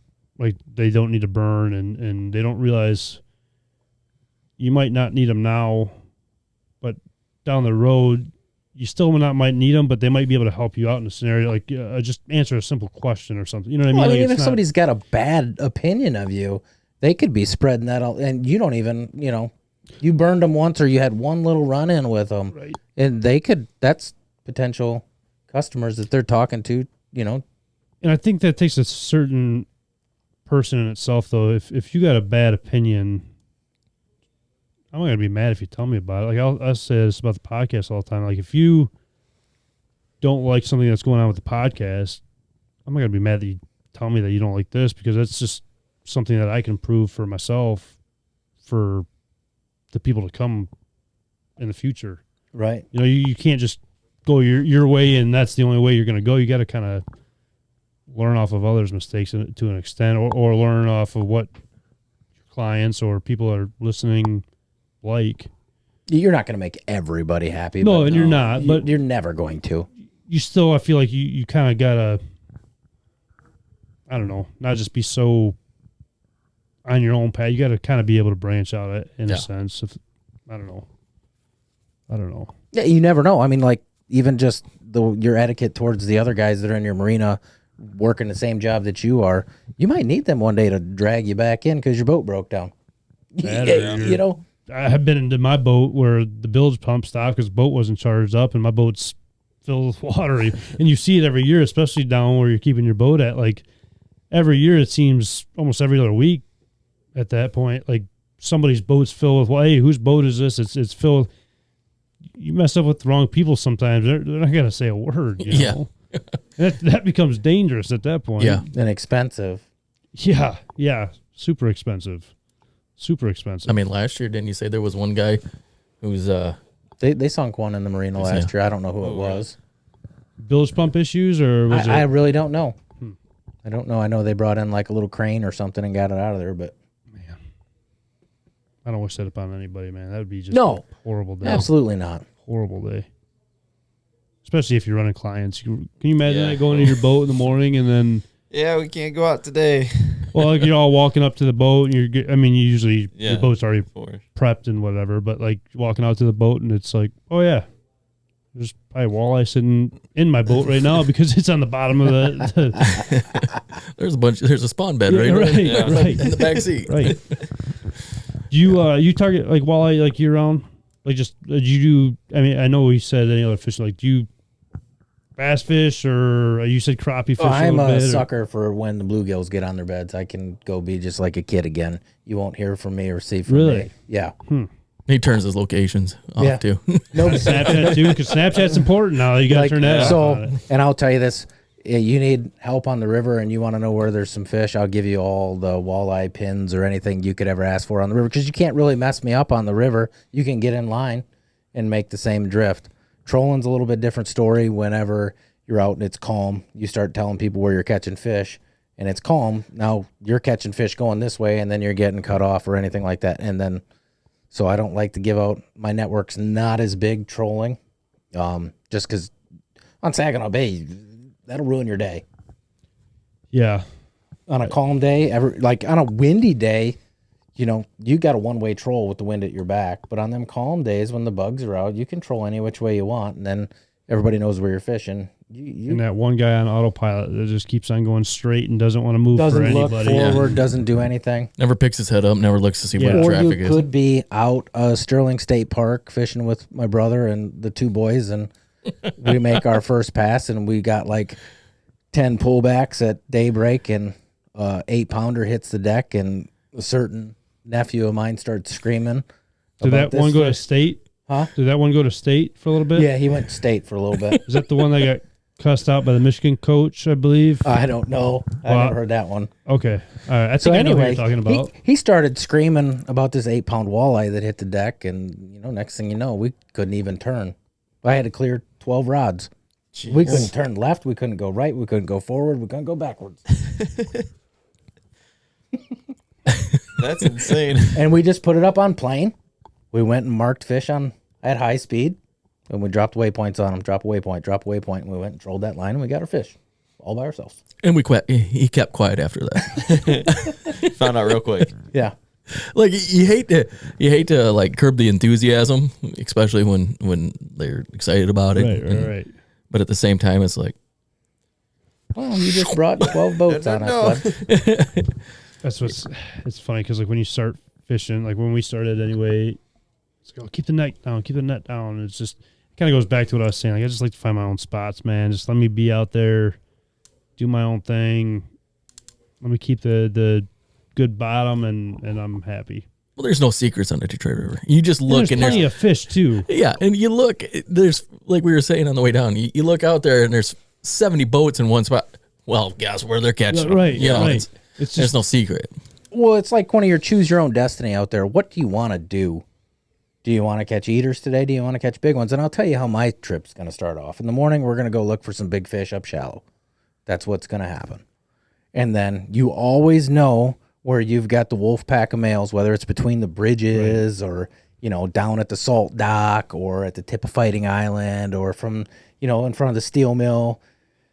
Yes, steel mill, You know, especially. let's go stick a hog first thing in the morning. Maybe we get 6 or 7 of those, and the bite shuts off. Maybe a little bit slower, but Yeah. we'll get a couple anyway. And then we're going to slide out and we're going to fill this box. And that's my approach every day. Unless, I've got to run to, find clean water or the bite's a little bit off. We're going to go grind out a box of eaters down the middle. That is one thing, too, especially you brought up the steel mill. You see these, you get out there and you fish, great. I don't care how you get out there, you're out there fishing, right? Awesome. We got these rink-a-dink boats in the middle of the channel that you don't even know how they started their motor in the morning. And you got these freighters just ripping through there, and they're not moving until the very last second. And you're just sitting there like, what are you thinking right now? How are you like not freaking out right now? Like that freighter's about to run you. You're already in the wake, and now you're just thinking about starting your boat up. Like, what is going on right now, man? Yeah, you left it to chance. You barely got her started this morning. Yeah, you gotta spray whatever in it just to try to get it. Just to try to get it fired up. It's like, what are you thinking right now, man? Well, it was like a couple. I mean, it's probably been 7 or 8 years now, but I hooked into something when I didn't know what it was. And the day before, we'd hooked into a muskie, a big 42-inch muskie, So I hook, and I thought I'd snagged. And all of a sudden, and I'm like, oh. My buddy's like, you got one of them muskies again. So we're sitting there fighting it, and it takes forever, right? And all of a sudden, boom, boom, here comes a freighter, and we're like, oh, man. So we had to get out of the way as I'm trying to fight it. So I'm grabbed the rod halfway up. I'm trying to fight this thing. Still have no idea what it is. Halfway through, I'm like, I bet you I tail hooked a sturgeon. Yeah. Right? As soon as it gets up to the boat, it's tail hooked sturgeon. Oh, shit. It's about a 40-inch sturgeon. And we're trying to fight this thing and get out of the way of the freighter and everything because I can't even get the hook out. So anyway, we end up getting it in, but it was a half-hour fight with that. Wow. And it's like they don't care. Those freighters don't care. No, they're not stopping. They're not stopping. No, you can't stop them. We were out by fighting one year, and my brother-in-law hooked into. Let me backtrack. I know Canada, you're not supposed to pick up sturgeon. You're not supposed to even take them up out of the water. Oh, okay. Good to know. So Michigan, you're allowed to, obviously. I'm assuming because I see everybody taking pictures and whatever. But so we're out there fishing. He hooks up into one on an extra light rod on 6-pound test. Fights it for like 2 hours. Gets it all the way up to the boat. His dad goes down and grabs it. Tries to grab it. The fish flips, whatever. He drops the fish. And all of a sudden you see the jig I got a video of it. The jig just goes flying out of the sturgeon's mouth. And that's probably the closest I've ever even seen of like catching. I feel like I've hooked into them, but they, break me off or straighten the hook, whatever it may be. But that is one thing I think I know I said about handlining already, like catching one, but like catching those sturgeon, man, like there's just dinosaurs down there. Yeah. It'd just be something. Yeah. Something special. You think you ever do any sturgeon fishing in the future? I don't know. Or like charters wise, because that's getting popular, I feel like. It really is, yeah. Jeremy does it up there in Lake St. Clair. Yeah. That just doesn't tickle my fancy. I just don't have the. They throw a glob of worms on a hook and let it sit there. Is that all it is? Yeah. On the bottom. I mean, I'd like to go do it once. I mean, that's I don't know if that's what Jeremy does, but that's what I've heard. Yeah, that's what I've heard as well. I just like hunting. There's so many different areas where a captain could grow. Oh, definitely. Business-wise. Business-wise with it all. Yeah. There's always something you could chase. Yeah, for sure. Really as soon as I mean, and the thing is like, okay, so the walleye season over, then you can start, if you had the boat, you could do in salmon and lake trout fishing. Silver bass, honestly. Like, people are going out there like crazy for silver bass, as crazy as it sounds. Yeah. Do those things eat good? I'm going to be honest with you. I've never had it. I thought so I don't even know if my parents or anybody knew about. Me and my buddy played hooky one day from school, skipped school and went out, and we thought we were like awesome and king shit out there. Went out to a local spot and we caught a boatload of them. And we're like, dude, we're gonna go back to your house. Your parents are working. We're gonna fry these things up, and this is gonna be awesome, you know. And they were absolutely horrible. And I swore to myself I would never eat them again. And Sid's dad loves to catch them and cook them and eat them. I was like, dude, there ain't no way I'm eating those silver bass after the experience that I've already had. And the way he does it almost literally tastes like walleye. It's like anything, though. It's all about how you prep it before. Yeah. He said that as long as you can throw them on ice right away and keep them cool so they don't get mushy, you're good. And they're awesome eating. Like I would put them up, not to walleye, but somewhat close to walleye for sure. Because I watched a thing one time. There was a channel on the outdoor, or a show on the outdoor channel, the Wardens. Yeah, when they were doing yeah, Michigan, and they had people were catching these things coolers full, taking them back to the car, and then going back and catching on the limits and filling coolers and coolers. And they were sitting there watching them, and they'd get it, and they'd wait till they leave, and then they'd bust them. Yeah. And I'm like, all that for a white fit or a white bass? Like, Yeah. are It's they like right good? out here too. It's like, are they good? I And mean, you can like, say that about even carp, though, too. Yeah. but I You know mean, what I like, mean? yeah. But I was just like, you guys did that for white bass? Like, I don't know if I'd be doing that. But there was this story I wanted to tell you guys, too, is, Brandon, big bearded Brandon. yeah. He went out to a local park around here and went out walleye fishing. Hooks into, I don't know, like a 11-pound or something. Some giant walleye out of the river. Lip tag and everything, just gun-ho about it. He doesn't like fishing at all, so that makes it kind of even that much better for him catching a fish like that, Next thing you know, DNR's walking down the hill right towards him. He caught it a day before the river opened up, and he didn't even know that. Game warden took the fish, took the tag, took everything, and it's like a fish like that to lose that. Oh, Granted, obviously, do your research on the. no wonder on the why he dates, doesn't like but- to eat fish. Yeah, he doesn't, does he? I forgot No. about that. He doesn't eat fish. He's a hillbilly, man. Because he'll eat dogfish or bowfin or whatever. Yeah. Whoa. He swears it's good too. Hey, I think he's tried possum on the side of the road before too, is what I've been Yeah. told, or some crazy thing. I mean, he just Brandon's Brandon. love him, but yeah, yeah. I don't know. but it's like the one time we were up in Omer sucker fishing. It was about this time of the year, and this guy caught this ginormous walleye, right? So he takes it out, gets his pictures with it, puts it back in the river. Guy right next to him was a warden undercover. It's like, good job. Oh, Nice move. Because, anybody else probably like, well, stuff it somewhere. And, but yeah, he was sitting there right next to fishing next to a warden the whole time. And that's what's, I don't know, because you hear about that all the time with like guides and stuff like that, and obviously, a lot of people have got busted that way, like guiding hunts, and the wardens are shooting blanks or whatever it may be. It's sneaky, man. Especially down like that on the Mouillee, they'll be sitting up top and watching you in camo out of Binoculars. the bushes, and Yeah, there's always Spotted somebody scopes, watching you. Just checking There is. everything out. there Well, really they is. had a sting in our marina last year. really. Oh, yeah. Oh, where? Yeah, I think I heard about that actually. They had a sting. There was a right big there. bus, wasn't Yeah. there? They had like 8 or 9 people. Yeah, I want to double say I heard limits, about yeah. that. Wow. What was the deal? I don't know if they had a camera set up or what. Somebody said they were up in watching from the Henry Ford Hospital. They had kind of room. I don't know. I'm gonna doubt that, but never say never there though. Never know. Yeah, they busted like 8 or 9 people, double limits, triple limits. Good thing these wardens weren't here back in the day. That's all I got to say about that one. I just don't like. There's just so many fish in that river, and you can go get them again the next day. Oh, it's tough. It's got to be tough. Like party hunting. When that person catches his 5 or 6 fish, depending on where you're at in the river, telling that person to just, all right, you're done. Gotta wait for the next person. Because party, I mean, I believe you're not able to do that either, right? No, you're not That's- able to that's- party fish either. Yeah. No, that's- party fishing's no, but you're not done. You can catch and release.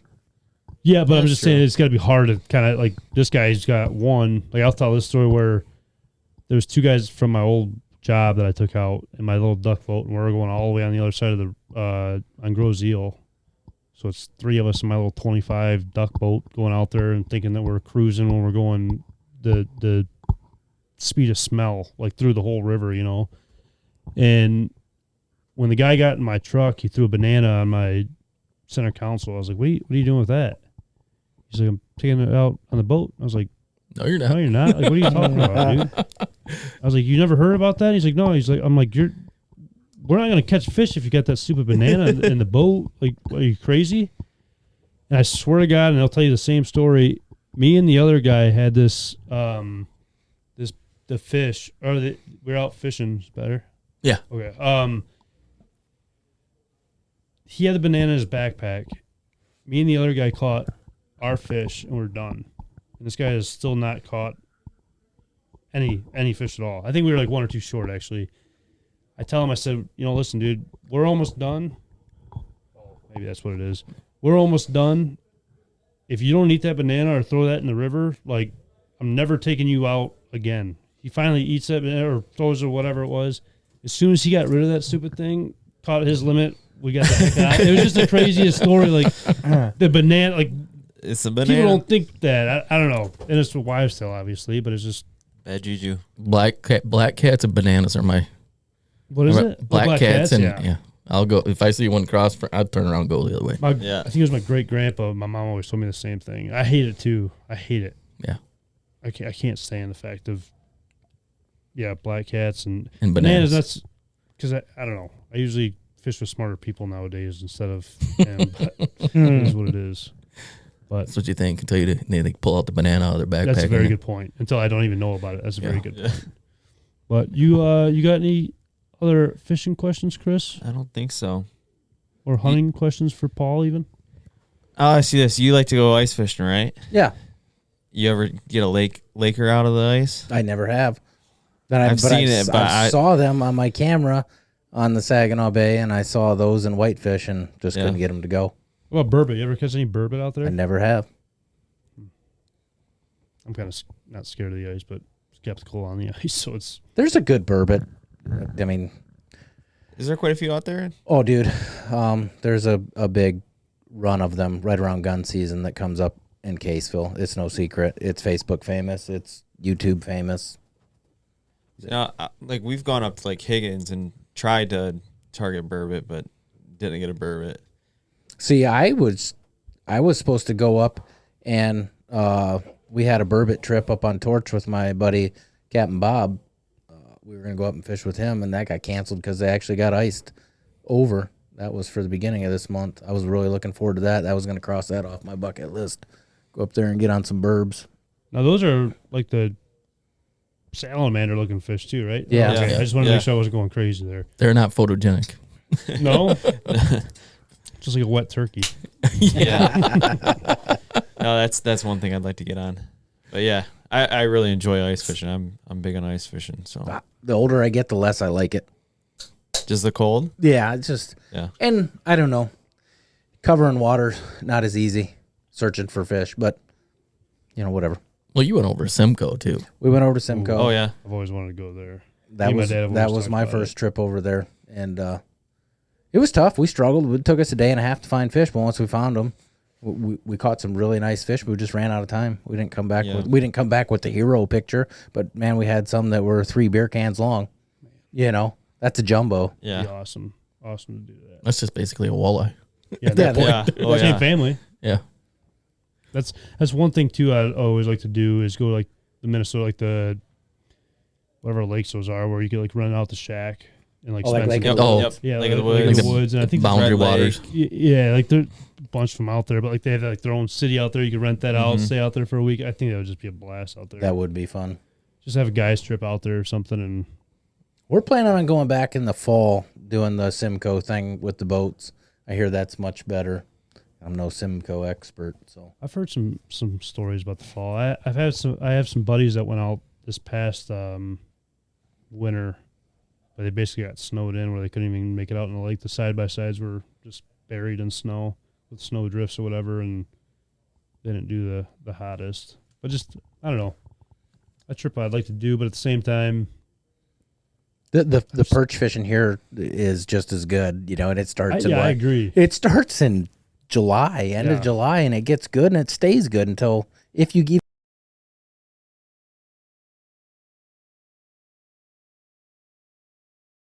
even get ice. See, I don't really go out much in the summertime as much as I do like winter and early spring, like before like the walleye really start hitting hard down here.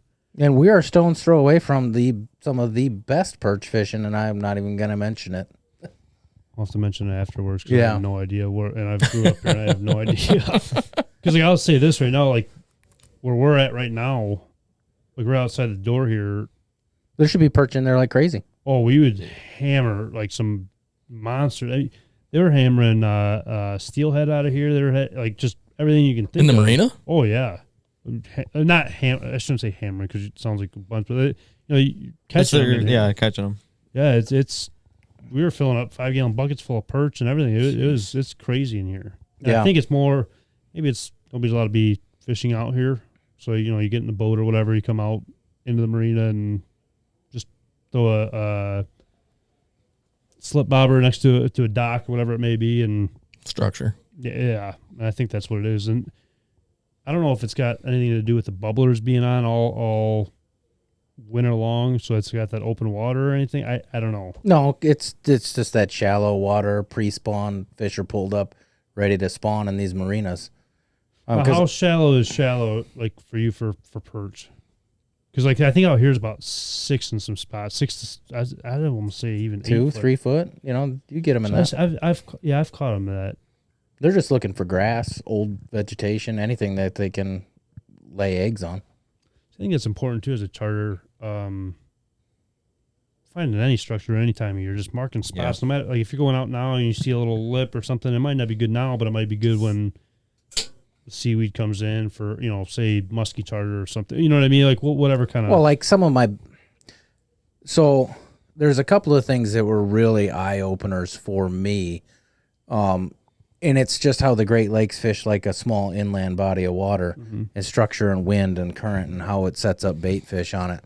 So, you start off fishing the local reservoir around the house and you notice that the fish are sitting on windward sides of points or the windward sides of a river channel that comes through or that windward shore. Well, Saginaw Bay is no different. I fish a lot of the reefs out there and I can almost tell you which side of the fish are going to be stacked on based on the wind direction.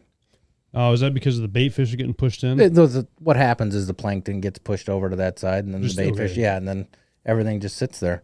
And it's like it sounds like I just said some, genius stuff there, but I'd hate to say it, but it took me about 300 or 400 waypoints to figure it out. Yeah. Of every time you catch a fish, you drop a waypoint, and then you go back and you have a little reflection on it. You're like, oh, you big dummy. That's exactly why these fish are here.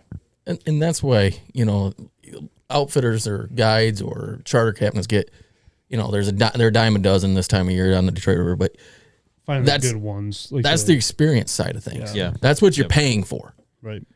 I mean, can anybody get in a boat and go out here and catch 100% 12 fish in a day? Yeah, absolutely. The experience you're going to have on that perfect day, anybody can. Now on those bad days, when it's not ideal conditions, that's where the charter captain or the guide or whoever can get you on those fish because of it's an experience thing. I mean, you can have the best boat, have the best gear, forward-facing sonar, you can have all these things, but just like you can have the best decoys, you can be the best caller, you can be the best everything. Doesn't mean anything. It doesn't mean anything on any given day. So you're paying a charter or a guide for their experience and knowledge. Yeah. Yep. You're not paying for, well, I got a boat, go ahead, knock yourself out, go out, do it, And I think a lot of the people, I shouldn't say a lot, but I think some people nowadays too chase the clout from like social media and they see these guys on social media and they kind of just want to be a part of like that, you know what I mean? They don't go for the actual experience of it all. They just want to kind of fit in, I guess, quote unquote. It's the hero shot. They want to be a part of something. Yeah, and it's obviously not the right way and they're not going to get as much out of it, if they were to come with you or any other stand-up guide like yourself. I still hire guides. I hired my buddy Bob all the time. But that's because I can't pull my boat up to where he's at and then get on that water and get on those fish for less money, and I learn, just time and experience. And that's the thing too. I mean, you went out, let's say you went out one day and you trolled Saginaw Bay and you found them in 26 foot of water, 30 feet back, right? You go back out there a week later, those fish have moved. Right. They're different water temps or different things. Well, the fish are gone. They're not biting, but you're marking fish. Yeah. But what do? You got to do something different. And that's where a charter or a guide or any of those situations come into play. And that's what you're paying for is an experience. Their acknowledgement, they're like, the windward side of a island or a reef or whatever. Right. It's that experience that they've taught them over the years where, nothing against anybody that goes out there on the weekends and does it and catches fish. That's great. But, when it gets tough and you can't find those fish, that's where somebody like that comes in. And like he's saying too, buying a boat, buying all the gear and all that stuff, that's expensive. Oh, and so 100%. so if you're only going to want to go once, twice a year, you might as well invest in a guide and give yourself the best opportunity to get on your fish. Do your research on who you're going out with as well too. Well, I mean, everywhere you go, there's a local technique, a local way of doing it for sure. 100%. Yeah, down here might not work up there, and up there might not work. Yeah, 100%. Or you might not even know. You might want to take something up from up there, bring it down here, and oh my gosh. Well, I mean, there's mind blowing stuff that's going on down on this river every year. Yeah, but when what was that? Major League? What was the one that was here? WTF? Or Head to head. Oh, I don't know. Have you ever watched any of the videos from when they were down here? They're spot locking, they're casting, ripping wraps, they're doing this. MWT last year was one trolling in the river, bandits.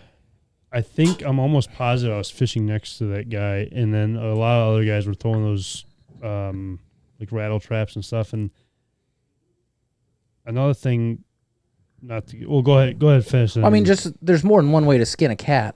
Oh, it's walleye. It's unbelievable how many. What is it? The chugging or whatever it is that you could do up whipping up in St. Clair, hand line and trolling, jigging, long line and casting, whatever it may be. I mean, there's 100 different ways.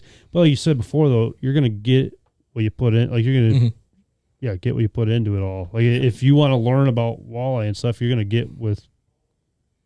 If you want to learn, you're going to get with a better guy that's going to be able to teach it's just you. Like waterfowl hunting. It's just like turkey hunting. 100%. You get what you put into it. If you want to go out and you want to smash limits every day, you're going to be out scouting 5 days a week. Right. You're going to invest in the best stuff that you can afford. You're going to put your time in. You're going to learn how to call. You're going to, and even at that, sometimes that doesn't work, Yep. So you can do all that stuff, and then birds sit on the roost all day. Yeah. If it doesn't work, you're not blowing a GK call. The jigging, I've been seeing a lot of guys 2 hands with bait casters.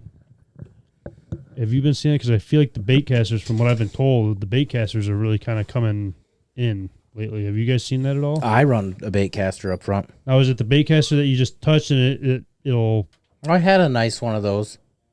I was gonna say that was adds the pause at the end of that. I had a really nice one with a flip and switch last year. Lamb of Glass Detroiter, and Should we go into that, or is it kind of a sore subject? Well, it kind of is, but no. By the end, about halfway through the jigging season, I get tennis elbows so bad from jigging, and then. And Michigan, and boy, I set the hook. I got thumped one day down on Ballard's Reef in May. It was a big push, pre-spawn fish coming through, and I set the hook on it. Well, probably was the world record sheephead or a muskie. It could have been a walleye. You don't know. But that's your story. You can say exactly. Grip and arms so sore from jigging all them times, and then dude, it just ripped the rod right out of my hand. I watched it swim downstream. There goes 300. I've been seeing that a lot though. I mean, because you're usually you're using a spinning rod. I prefer a spinning rod, but when you do this every day, your hands take such a beating. Right. You get these cuts in the side of your hand. Right in the... Yeah, where you're peeling line. So that's why I run the bait caster, so I don't have to strip line. And then the other hand's got the remote in it. And that it's not it's not the greatest. It's not comfortable. You don't have as much leverage as you do with a spinning reel when you set the hook, but it's just a convenience thing for me. You got to love probably when a new client is out there, they get snagged and they try to hang on to that line and then they're just ripping right. It's like, dude, just let go, man. Like it's fine, just let go. Yeah, just point the rod at it and reach back there and just grab the spool and just hold it. Oh, man. It'll break. I don't know. That is the worst though. You kind of brought back nightmares with like just the cuts right in the, and then between the that crease, reaching in the live well and grabbing your fish out with the gill with the gill plates and stuff. Oh. Yeah. I remember there was a walleye that I don't want to say bit me, but like it just poked me in the finger wise, and like the bacteria even like days after even will just kind of just burn. Fester. Yeah, man. It's like, God dang. I know my buddy Jeff, Captain Jeff, with Jig and Troll. He had just the spine from one of them up underneath his fingernail last year that broke off, and he had spent I don't know however many hours up at the ER at Henry Ford getting it removed. Shout out Henry Ford. No. Which is right behind our marina, but still. Man. What is my last question for you? What is your go-to setup for jigging? I like a 5.5, 6 foot medium heavy extra fast rod, whether it's a Denali or a Lamaglass. Gotta be that Denali special. No, I mean like I use I don't even know what I use. But asking a guy, Fluger. Is it a Fluger? Looks like an eagle on it or something. Fenwick. That's what I use. But I mean, asking a guy what his favorite rod is, that's like asking a guy what beer he drinks, you know? You ask 10 guys, you're going to get 10 different answers. That's what I like. Yeah, but there's only one real answer, though. Bush Light. Cold, cheap. Yeah. And cold free. And free, yeah. No, I laugh. I giggled a little bit. We were up, first time we went up jigging for lake trout. I took one of his rods out and set it on the deck, and it was one of those Denali rods. And you broke it. Well, yeah.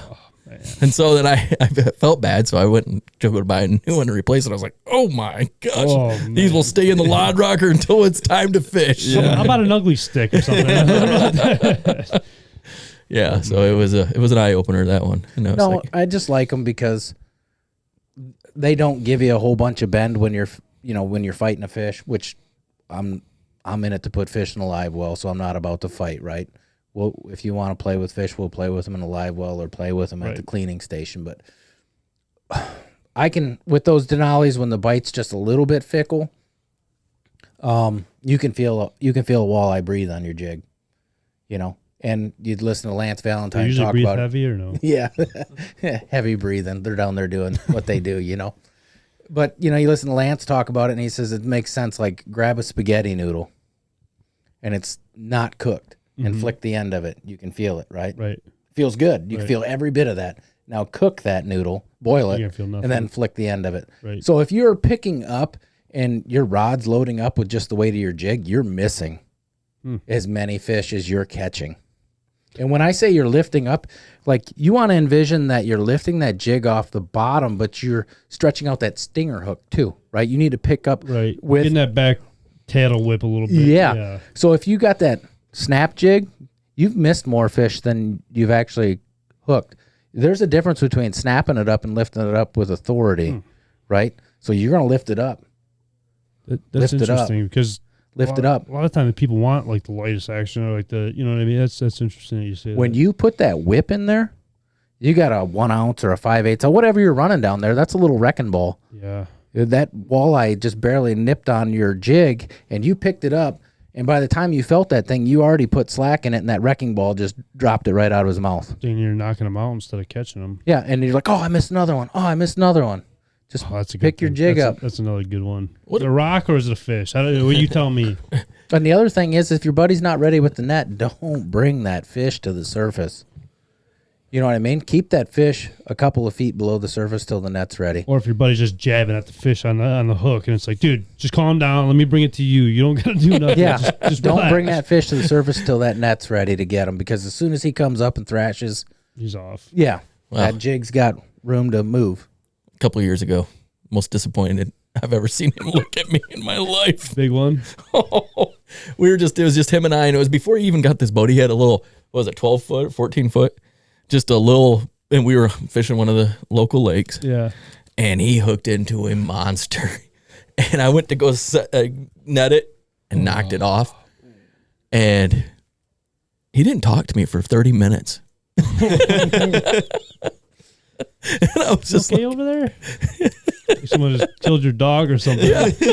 Oh, man. Yeah, it was like, oh. But no, what are those other rods, a little bit on the less pricey side that the grab bag was selling there? I like RG. They're Daiwa RGs, and they come in 5'9", 6 foot or 6'3", and you can usually find them over at Jan's Netcraft, unless they're sold. Yeah, unless they're sold out for about $60, and those are great rods, medium heavies.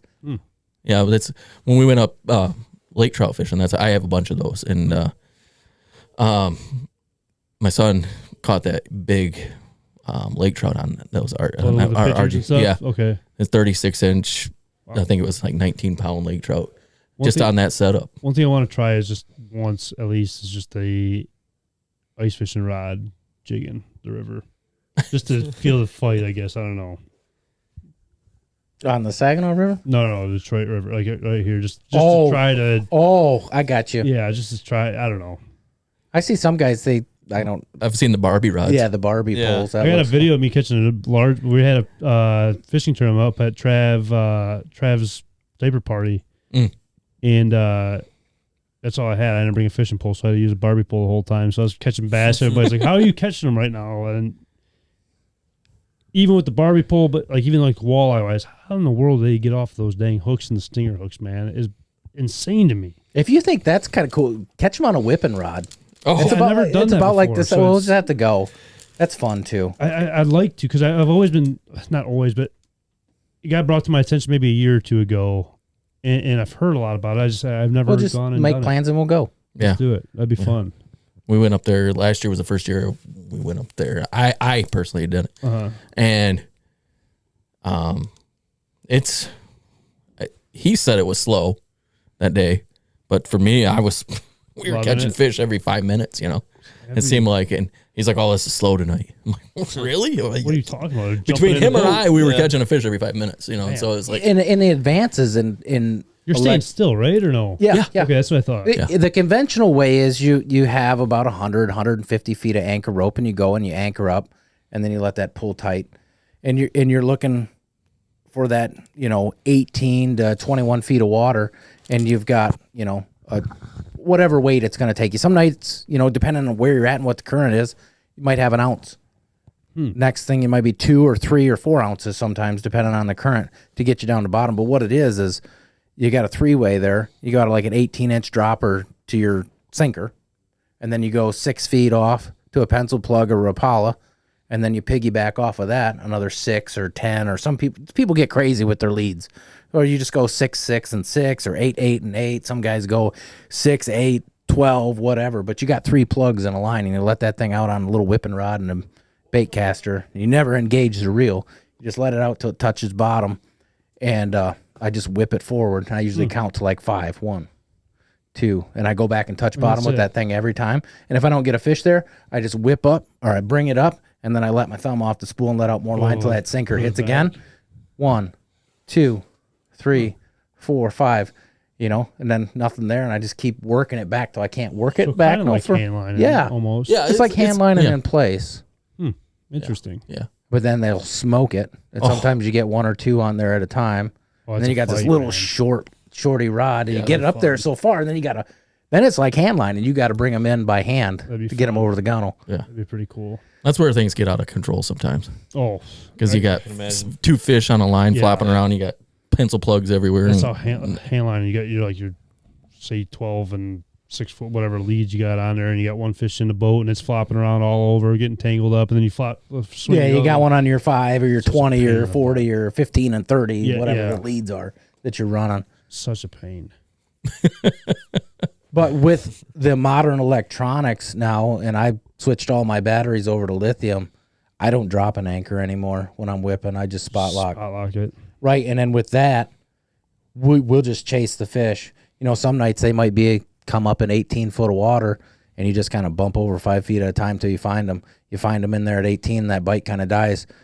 Okay, well, let's go searching for them. We'll just keep bumping out. We might be in that 20 feet of water now. We're just smoking them, and just keep moving. Yeah. Whereas if you just used a regular anchor, you get 2 depths by changing the cleats up front. Right. Yeah, that would be You're gonna get it. Yeah, we'll have to figure out some time to do it this spring. It's a good. riot. It's good right after turkey season. Better be. That's when I went last year because it was like, well, let's try some fishing now again. Yeah, it's all done turkey hunting. Yeah, let's go out there. Yeah. But it stays. That river stays good all summer long. Oh, the fish are in there. You just gotta find them. Find the right school. That's all it is. Yep. That's all it is. But I really appreciate both of you guys taking the time out of your guys' day, and Chris taking the time out of your day to come down here and get to meet you, Phil, and Paul. It was nice talking to you and seeing you. And where can people find you? You got the social media or? Yep, we're on Facebook, Instagram. I'm barely on there. I'm kind of old. I don't know how to work that one. But I'm good on Facebook, and then I've got TikTok, and we got our own Facebook page there too. So, and we've got a website too, waltercationfishing.com. You can book there and get all the information there. Awesome. Well, I appreciate you guys' time. You got anything, Chris? No, I appreciate it. Yeah. It was very knowledge. Like, I learned a lot. Talking to you guys. Different ways of looking at things. Yeah, for sure. Definitely. 100%. Yeah. And it's not like that. This is the only way to do it. That's right. Yeah. It's just I like to kind of pick your brain, pick that person's brain, pick this person's brain, and then just take it all kind of in to make it. And what works for you. Right. Yeah. That's all it is. That's fishing. Right. 100%. But again, I appreciate everybody coming in today. I appreciate everybody tuning in on this week's podcast. And we will see you on the next one. All right. Thank you, guys. Thank you.